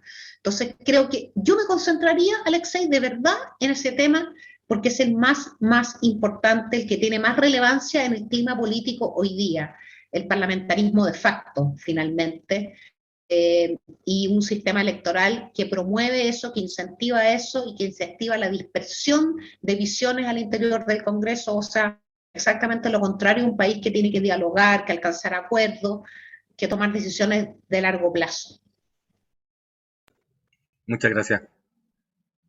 Yo en los otros temas de presidencialismo, semipresidencialismo, no me meto, pero ahí escucharía mucho la opinión, por supuesto, de Fontaine, que es quien más se ha dedicado a este tema. Pero en los temas electorales, sí, como te digo, eso es urgente. Hay masa crítica, lo que hay que hacer, hay que juntarla. Aquí lo tuvimos Arturo Fontena hace un mes más. Sí, yo estuve, parece, también un ratito en esa. Muy bien, Arturo. Sí. Bueno, gracias, Julia, me había dado permiso para hablar. Hubo un proceso de elección primaria dentro de la ley, donde los partidos compitieron y donde ganó claramente Sebastián Sichel. Y viene la campaña y al primer apretón de si hizo el primer retiro o no lo hizo, se desploma aparentemente esta adhesión los electores salen inmediatamente a votar, aparentemente, según lo que dicen las encuestas, vamos a ver si es verdad, pero a votar por Kast, y los parlamentarios también, o los candidatos parlamentarios, al punto que creo que hoy día estamos en una situación de riesgo muy grande, de dispersión de votos parlamentarios, que puede ser que nos deje en una minoría que le va a dar a la izquierda probablemente una hegemonía con la que nos van a pasar la planadora, tipo países bananeros, países Venezuela, no tengo idea a qué nivel les podemos llegar. O sea, aunque uno sea optimista con esta elección que viene, la verdad es que los antecedentes objetivos son los resultados municipales, los resultados de gobernadores, los resultados de constituyentes, y ahí la izquierda arrasó. ¿Cómo ves tú a los partidos? ¿Cómo los candidatos pueden ser tan irresponsables, traicionar sus pensamientos y sus lealtades mínimas con los partidos que los patrocinan? Y también otra reflexión en relación a que durante todo este periodo el gobierno ha tenido los enemigos propios, el fuego amigo que se llama, que quizás han sido los que más daño le han provocado a nuestro sector. Por favor, danos tu visión de esto. Yo, Julio, mira, a ver, bueno, mi candidato es Sebastián Sichel y va a seguir siendo Sebastián Sichel. Yo creo que no, que tal vez la actividad que es más humana es la política, humana en lo bueno y humana en lo malo, ¿ya? Uno a veces le asigna cierta como virtuosidad a la política, pero la política es la administración del poder, por razones positivas. A mí me gusta el poder, no soy una negacionista del poder en absoluto, pero para poder ejercer el poder se necesita política, y la política tiene sombras y tiene luces. El punto es que nosotros elegimos presidente de la República en paralelo con la renovación del Congreso. Tal vez eso es un tema que debiera estudiarse, creo yo. En algún momento alcanzamos a tener algunas elecciones, me acuerdo la del 2001 y otra elección parlamentaria en Chile cuando los periodos presidenciales fueron de 6 años, en donde no se juntó la elección del Congreso con la elección presidencial. Porque te pasa que los parlamentarios quieren reelegirse. Y tienen una idea de que asociándose con el caballo que está corriendo con más fuerza en las encuestas les va a ir mejor. Yo sostengo que eso no es así, porque en el sistema electoral actual, para que un diputado, incluso un senador, sea electo, la lista necesita tener un número importante de votos y puede salir con 6 o 7%, y en cualquier caso los candidatos nuestros están marcando bastante más que eso. Yo prefiero contestarte, Julio, un poco lo que estábamos hablando antes. En el grado de deterioro de las instituciones y en los partidos políticos, la derecha no escapa a eso. Hay un deterioro muy importante en los partidos políticos nuestros. Se nota más en la derecha tal vez que en la izquierda. No voy a hablar de un partido en especial, pero sí del conjunto de partidos de la centro-derecha. Somos partidos que frivolizaron la política, la electoralizaron, y eso significa que suman como candidatos a personas que ven en la posibilidad de ser electos como diputados, no tanto como senador, pero sí como diputados, más un trabajo que una misión, ¿verdad? Entonces sienten que si no son elegidos van a tener que salir a buscar trabajo. Estoy hablando sumamente de manera cruda. Entonces hay un deterioro en los partidos políticos. Nosotros somos parte de ese deterioro, como partidos, digamos. Una percepción, como siempre, tardía del problema, y se genera lo que estamos planteando ahora. Ahora, sí que te quiero hacer una observación. El riesgo de las parlamentarias no tiene que ver con que los candidatos se cambiaron de candidato presidencial, sino que tiene que ver con que Republicanos le compite a Chile Vamos en prácticamente todos los distritos. Eso significa una amenaza más particularmente para la UDI que para la Renovación Nacional o Evópolis, por la cercanía doctrinaria, ¿verdad?, entre republicanos y la UDI, porque el elector que votaba antes por el candidato de la UDI está mirando ahora al republicano. Entonces tiene que ver más con eso, pero por supuesto que somos un sector político que podríamos ser muchísimo más, haber incorporado una generación nueva. Hay varias generaciones en la derecha que se fueron para la casa porque nunca les dieron el espacio. Entonces, ustedes se preguntan dónde está Marcelo Forni, Gonzalo Uriarte, por ejemplo, por nombrarles a alguien. En el mundo privado, porque quisieron ser senadores y no se les permitió, ¿verdad? Fue muy difícil, o perdieron las elecciones. Entonces, hay una serie de cosas que se hicieron mal, otras que se hicieron muy, muy bien, pero desgraciadamente somos parte también del deterioro de la política, y tenemos que aprender y aprender muy, muy rápido y repensar Chile rápidamente, y organizarnos tanto si vamos a hacer oposición en el próximo gobierno como si vamos a hacer, yo por lo menos sería oposición si es que existe, no pasa segunda vuelta, de cualquier manera, pero por lo menos vamos a tener algún grado ¿verdad? En el caso de que ganara Kast, tendríamos algún grado no de cercanía, pero de coincidencia, ¿cierto? En cualquier caso, la centro-derecha tiene que organizarse, abrir sus puertas al mundo independiente, Julio. Ese es un tema muy importante. Se cerraron las puertas a los independientes por mucho tiempo. Militar en los partidos políticos hoy día tiene una carga de prestigio grande. Hicimos un esfuerzo en la UDI en esta elección e invitamos a muchos independientes a competir y estamos muy contentos. Yo te digo, estuve el viernes y el sábado en Temuco y en Villarrica apoyando a Claudia Lillo, candidata a diputada. Ella fue presidenta de la Cámara de la Construcción allá, independiente. En el Distrito 11 estoy apoyando a la Francisca Valdés, una mujer independiente con nuestras ideas, fundadora de Mujeres Empresarias, y así muchas otras personas candidatos que si le hubiéramos abierto la puerta antes se habría llenado de oxígeno y de aire nuevo y de una mirada más crítica, y nuestros partidos estarían mucho más fuertes hoy día. Así que, bueno, ese es el diagnóstico, y la tarea yo creo que la tenemos bastante clara para adelante, y yo espero que una generación joven, nueva, tome con mucha fuerza las riendas del sector en el próximo periodo, o que compartamos por lo menos el espacio y aprendamos de los dolores que nos van a dejar estas elecciones, porque vamos a enfrentar elecciones muy difíciles, especialmente a nivel parlamentario, y veamos cómo nos paramos frente a Chile, a un Chile exigente, que está pidiéndonos además que apuremos las demandas rápido. Bien, yo estaba mirando porque tengo una conferencia pasado mañana con una organización de México.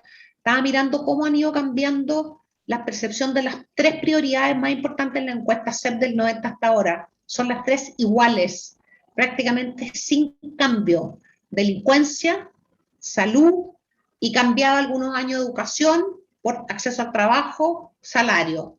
Pero siguen siendo las mismas prioridades, lo que quiere decir que todavía no hemos hecho la pega.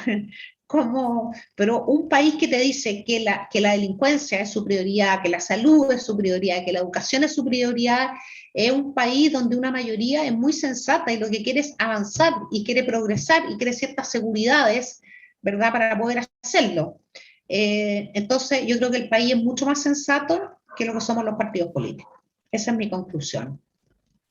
Gracias, Isabel. Julia. Antes de pasarle la palabra, la última comentario y pregunta y reflexión que va a hacer Cristian, yo tengo una reflexión en base a lo que tú comentabas, digamos, de Sichel. Yo siento, esto es mi sensación mía, como que él se auto boicotea con él hoy día, cuando él dice del que en marzo, si llegase a ganar Kast, va a ser ingobernable. Es decir, yo siento como que ahí hay algo en él que yo no lo entiendo, me provoca algo porque en vez de juntar, de convocar, hace que tú lo mires diciendo, pero ¿por qué está diciendo eso? Si eso todavía, no sé si me explico, ahí hay algo perfecto, que no sé cómo. Te explicas perfecto. Sí, bueno, hay un punto que no hemos abordado aquí, pero es interesante e importante que tengamos conciencia que estamos viviendo un clima sumamente polarizado en Chile, muy polarizado, y por lo tanto hay una demanda muy emocional de los electores respecto, quieren ideas claras, concretas, que no den espacio a interpretación. el posicionamiento de Boric tiene que ver con eso, y sin duda que el posicionamiento de José Antonio Kast tiene que ver también con eso. Yo comparto, Julián, lo que tú estás diciendo, tanto así que yo tomé el teléfono y hablé con una de las personas que trabaja con Sebastián Sichel, porque creo, no sé, esto es una opinión personal, es una opinión tal vez compartida, pero creo que a lo mejor habría sido diferente si desde el principio hubiéramos planteado un frente por la libertad, consagrando o comprometiendo apoyos mutuos en segunda vuelta, y después, por supuesto, van a haber contrastes, diferencias y todo, pero cuando uno pone una bandera fuerte frente a los electores y frente a una clase media que no tiene sido su voto, y tú dices, ya, aquí vamos a plantear un frente por la libertad, una cosa que hubiera sido simbólica, muy potente, que le diera tranquilidad a los chilenos respecto de que va a haber un camino, habría sido diferente, pero también en las definiciones de los candidatos importan mucho sus caracteres. Yo he trabajado en varias candidaturas presidenciales, 2 de ellas exitosas porque terminaron en la presidencia de la República, y a pesar de que ustedes pueden decir lo que quieran del presidente Piñera, puedo decirlo que es una persona con la que se trabaja bastante fácil en equipo, y es muy... abre mucho todos sus sentidos a las propuestas, y la máxima dificultad que pone es: póngame por escrito su propuesta y mándemela, y si le parece razonable la cumplo. O sea, trabajar en ese sentido con él no era difícil, pero no tuve la oportunidad de trabajar con Sebastián Sichel, y tampoco he tenido la oportunidad de conversar con José Antonio Kast, pero tiene que ver mucho, yo creo, con los caracteres y con cómo se ven las cosas, y yo creo que hay un sector de los electores de derecha que no le gusta que le maltraten al candidato por el que no va a votar en primera vuelta, pero que probablemente podría votar en segunda vuelta. Entonces, ¿me entiende? Uno se genera como una resistencia. Mira, este primo no me gusta mucho, me cae pésimo, pero es mi primo y es de mi sangre. Hay un poco eso también, ¿cierto? Hay un poco eso. Nos pasó en el 2005 cuando compitieron Joaquín Lavín y Sebastián Piñera. Yo estaba en la UDI, y cuando le pegaban a Sebastián Piñera en los debates, salíamos también en la UDI oye, córtala, o sea, que porque es de derecha le estás pegando. O sea, era un primo hermano, no formaba parte de la misma carpa, de la misma casa, digamos, pero era familia. Un poquito está pasando también lo mismo, percibo yo, por lo menos lo que veo en los chats con regiones, con mujeres, como en las bases que le llaman, yo noto mucho eso. Así que está muy preciso, muy agudo tu comentario, Julián. Gracias, Isabel. Cristian, tú terminas con la pregunta y redondeas ahí el comentario, que además es muy emocional de lo que estamos hablando, y tiene que ver con los caracteres, cómo nos expresamos, y nos expresamos distinto de repente que a la izquierda, ¿o no? Está bien, muchas gracias. Gracias, Isabel, oye, por tu charla. Está bien entretenida, más muy cercana, muy como que estuviéramos en el living de la casa. Oye, lo que quería preguntarte un poquito es que tú lo dijiste al principio, de hecho, ¿no es cierto?, que son las emociones un poco lo que más movilizan a las personas para tomar las decisiones y para tomar su voto, ¿verdad? Y pareciera que cuando se tomó el plebiscito, ¿verdad?, la emoción de la esperanza fue la que ganó sobre la del miedo, ¿no es cierto? Y la esperanza la capturó muy bien una nueva constitución. Y yo creo que todos genuinamente aspiramos a un país mejor, digamos, más justo, en fin. Y yo creo que eso fue la explicación del 80-20. Y el otro 20, ¿no es cierto?, temor de los cambios, un poco, ¿no es cierto? Y hoy día pareciera que, bueno, con el avance de la violencia, ¿no es cierto?, con el temor a perder el trabajo, con el temor de a lo mejor quedarse sin jubilaciones, ¿no es cierto?, José Antonio Kast está capturando ese temor que ha ido creciendo, ¿no es cierto?, que lo que teníamos pareciera que no era tan seguro y que a lo mejor podemos volver para atrás. Y eso uno podría explicar, ¿no es cierto?, que es lo que explica que José Antonio ha ido subiendo. Pero sigue estando Boric capturando la esperanza de un mundo mejor, digamos, de un país mejor, que yo creo que legítimamente todos aspiramos. Entonces mi pregunta, y que lo dijiste al final con el Frente de la Libertad, es si la libertad es capaz de movilizar suficientemente para llevar a más gente a votar, porque la libertad per se no sé si es una emoción que pueda movilizar suficientemente, y mi pregunta sería, ¿cómo incorporar más allá del miedo, que termina siendo un voto que puede terminar favoreciendo a los partidos que creen más en el orden, ¿no es cierto? Si podemos incorporar otra emoción, o si la libertad, cómo encauzarla para que pueda capturar parte de esa esperanza, porque uno habla con nuestros hijos, ¿verdad? Y nuestros hijos, obvio que quieren un mundo mejor, pues si alguien te habla de un mundo mejor, un mundo más justo, más igualitario, en fin, sin duda que te invita más, digamos. Entonces, y si no volvemos a la racionalidad, yo soy ingeniero y nos encantan los números, 30 años, la movilidad social, y le damos 500 números, pero a los jóvenes no capturamos. Entonces mi pregunta directamente al final es si tú ves algo en el Frente de la Libertad que pueda llegar a movilizarnos más allá del miedo, que es legítimo, y que está capturando las preferencias de un sector relevante, y que eso hace que da la esperanza que a lo mejor la derecha pueda continuar en el gobierno. Muchas gracias, Isabel. A ti, Cristian, porque estás planteando un tema que es sumamente profundo. Yo creo que el comunismo libertad es una ficción. En Chile funcionó en Madrid por distintas circunstancias, en un país además que forma parte de los 15 países más ricos y más desarrollados del mundo, en un país con una cultura civilizatoria de muchos siglos y con una idiosincrasia además, después de 40 años de Franco, que tiene una percepción de la libertad diferente. Yo creo que en Chile la libertad, la palabra libertad sigue estando asociada a los más ricos, a quienes pueden ejercer esa libertad. Yo adoro la libertad, es lo que me mueve a estar en la política. Mi libertad personal, y por eso también estoy en esa causa, la causa de las mujeres, porque me imagino lo que debe ser sentirse aprisionada por cadenas sin libertad, y también libertad como chilena, libertad para caminar por toda. Yo hoy día no puedo caminar en un sector de mi región donde yo no puedo estar. No puede estar ninguna de las personas que estamos aquí porque corremos riesgo, pero particularmente yo, porque soy conocida, tampoco puedo estar, y me duele mucho. Entonces, pero sigue siendo una emoción, como tú también dices, asociada a quienes pueden ejercer esa libertad.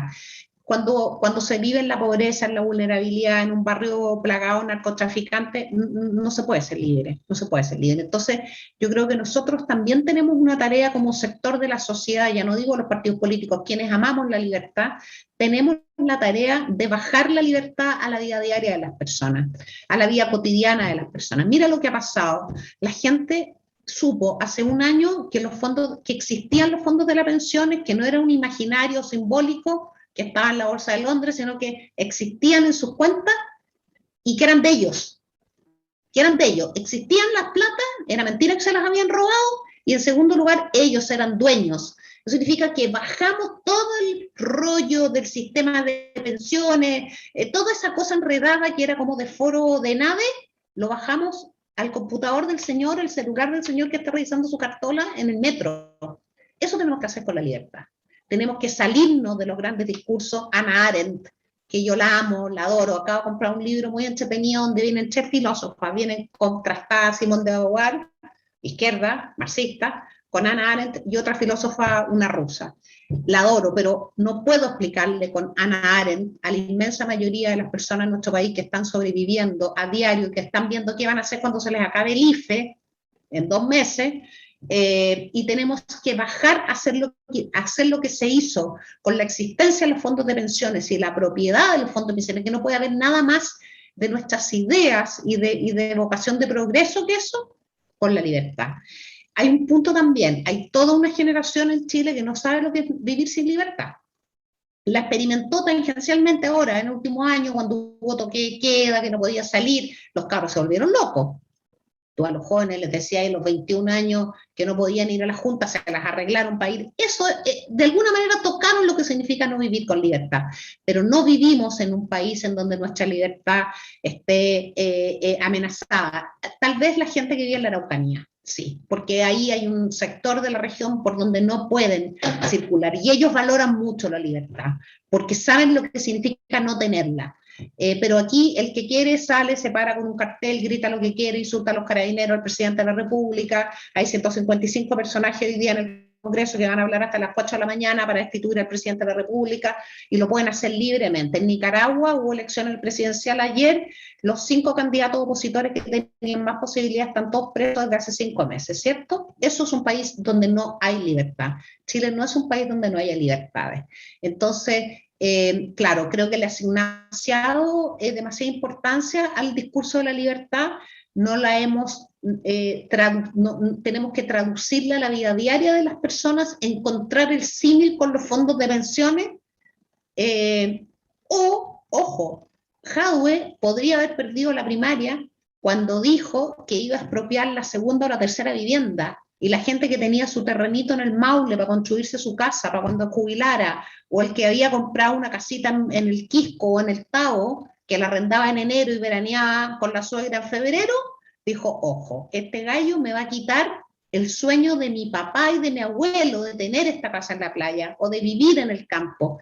Le tradujimos el derecho de propiedad, se lo pasamos de las grandes empresas, se lo tradujimos a su casa, al comedor del día domingo, donde los niños le dijeron, papá, nos van a quitar la casa del Quisco. Pero eso pasó en muchas partes. Mucha gente a mí me decía, oiga, es que me van a quitar mi pedazo de tierra que yo tengo en Talagante, que me quiero ir a vivir cuando jubile. Entonces, esa es una pega no de ustedes, es una pega de los que están en la primera línea de la política. De alguna manera también de personas como yo que escribimos, que estamos en la radio, en la televisión, pero creo que es una pega de los que están en la primera línea, desde el alcalde, los concejales, los parlamentarios, y aprender a hablar en un lenguaje que toque la vida de las personas, la vida diaria de las personas. Salirnos un poquito del centro de estudio. Hemos hablado en lenguaje centro de estudio por mucho tiempo. Isabel, te quiero recomendar el discurso o la campaña que hizo Isabel Díaz Ayuso para el Ayuntamiento de Madrid. Ahí hay un relato fantástico, con mucha emoción, una oda a la libertad, como pocas, y llevado a un lenguaje cotidiano, entendible por la gente, que yo creo que eso le falta un poco a los constructores de los mensajes políticos. O sea, los partidos se supone que son personas que están todo el día trabajando en la política, y bueno, nosotros hemos tenido una pequeña experiencia al juntarnos y definir unos puntos que nos convocan y que pensamos que son de alguna manera ideas fuerza, pero yo creo que en general las campañas son súper pobres y las pobrísimas. Pobrísimas. ¿Cómo se llama? Blumel estuvo aquí en este conversatorio y dijo que le había tocado ir a defender algunas cosas al Congreso y que de repente las presentaciones de nuestros propios representantes daban vergüenza ajena, realmente. Y eso es un poco lo que está pasando. Hay una pobreza, hay muy poca densidad intelectual y yo diría más que intelectual, conectada con la realidad, que sea posible de transmitir en fácil, en un lenguaje comprensible por la gente que vota, que yo creo que es lo que nos ha hecho perder, como tú dices, mucho centro estudio y poca política doméstica, digamos. Mira, yo les puedo compartir una pequeña anécdota, tampoco quiero agotarlos ya, pero en el primer gobierno del presidente Piñera yo trabajaba en la Sexpress y tenía un equipo.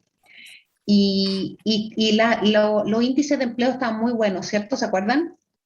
2011, 2012, sí. Todos los 4 años tuvimos pic históricos de empleo muy buenos. Y yo decía, pero ¿por qué hay tanto malestar y este gobierno cae si hay más pega que nunca? Que era la principal como demanda que tenía uno cuando iba a terreno, pega.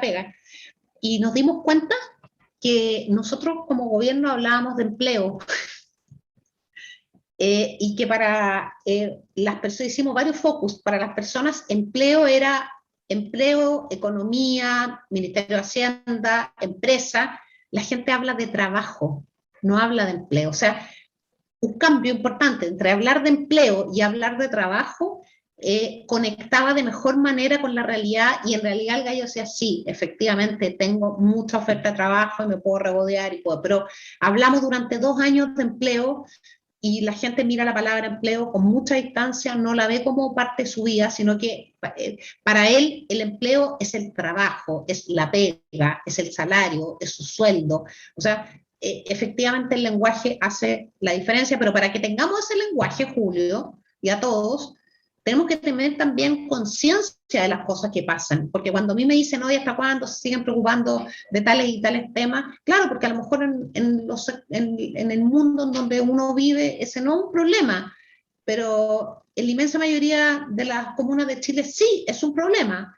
¿Es un problema en Vitacura ir a jugar a una plaza? No es un problema ir a jugar a una plaza. Los niños van a las plazas, van con las mamás, las abuelas, con las personas que los cuidan, juegan a la pelota, uno se los lleva agotados a la casa. En la mitad del país es un problema la plaza, porque la plaza se la toman los marihuaneros, los ladrones, los narcotraficantes, las plazas tienen rejas con llave, porque si no tienen rejas con llave, los niños no pueden jugar, es un problema la plaza. Sí, hay que preocuparse no solamente de que hay una plaza, un parque, sino de que esa plaza y ese parque esté protegido para que efectivamente las familias puedan usarlo. Estoy dando un ejemplo. Entonces, primero tenemos que tener conciencia como sector político de los problemas que tiene el país, que a veces son aparentemente pequeños, pero tienen impacto muy fuerte en sus vidas, y una vez que tengamos conciencia tenemos que tener un lenguaje interesante, y eso ayuda mucho la incorporación de gente joven, de gente nueva, de independientes, de personas que vienen de otros mundos distintos al mundo de la política, y que hablan de una manera más parecida a como habla la inmensa mayoría de los chilenos. Voy a ver la campaña de Díaz Ayuso, algo he visto, pero me voy a meter bien. Muchas gracias, Isabel. La verdad que súper agradecida por todo el tiempo. Fueron 2 horas que estuvimos conversando. La verdad pasó bastante rápido. Abordamos varios temas, uno especial, digamos, que aquí en este caso a mí me interesa mucho, que es el tema de la mujer, y no solo a mí, al directorio de Chile Suma, a todos los que están, hombres y mujeres que están acá, obviamente es un tema que nos interesa, porque además todos somos de alguna manera, tenemos hijos, tenemos hijas, tenemos un montón de desafíos, digamos, hacia adelante, y hay veces que de repente nos cuesta comprender más algunas cosas que otras. Entonces estos diálogos yo creo que permiten eso. Y en términos de política, bueno, vamos a ver qué es lo que pasa, ya queda poquito, quedan un par de semanas, así que esperemos que nos vaya bien en términos generales, digamos. Obviamente esto no se acaba acá, va a ser después ya, creo que en enero son en diciembre. En diciembre, perdón, en 19. diciembre la segunda vuelta. Agradecer a todos los que se conectaron hoy día a este conversatorio, obviamente a los directores de Chile Suma, invitarlos para el próximo lunes. Ya vamos a mandar la invitación de quién va a estar el próximo lunes, y la verdad, Isabel, muy agradecida, fue muy grato, muy acogedor poder conversar contigo y con todos los que están acá. Así que abrimos micrófono, como siempre lo hacemos, y damos un aplauso a Isabel. Muchas gracias, gracias por haberme invitado y por haberme, qué paciencia haber estado ahora conmigo.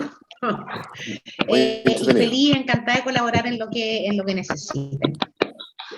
Muchas gracias, y vamos a seguir en contacto, vamos a ver qué pasa más adelante. Podemos tener otro para evaluar todo lo que está pasando esto después de noviembre.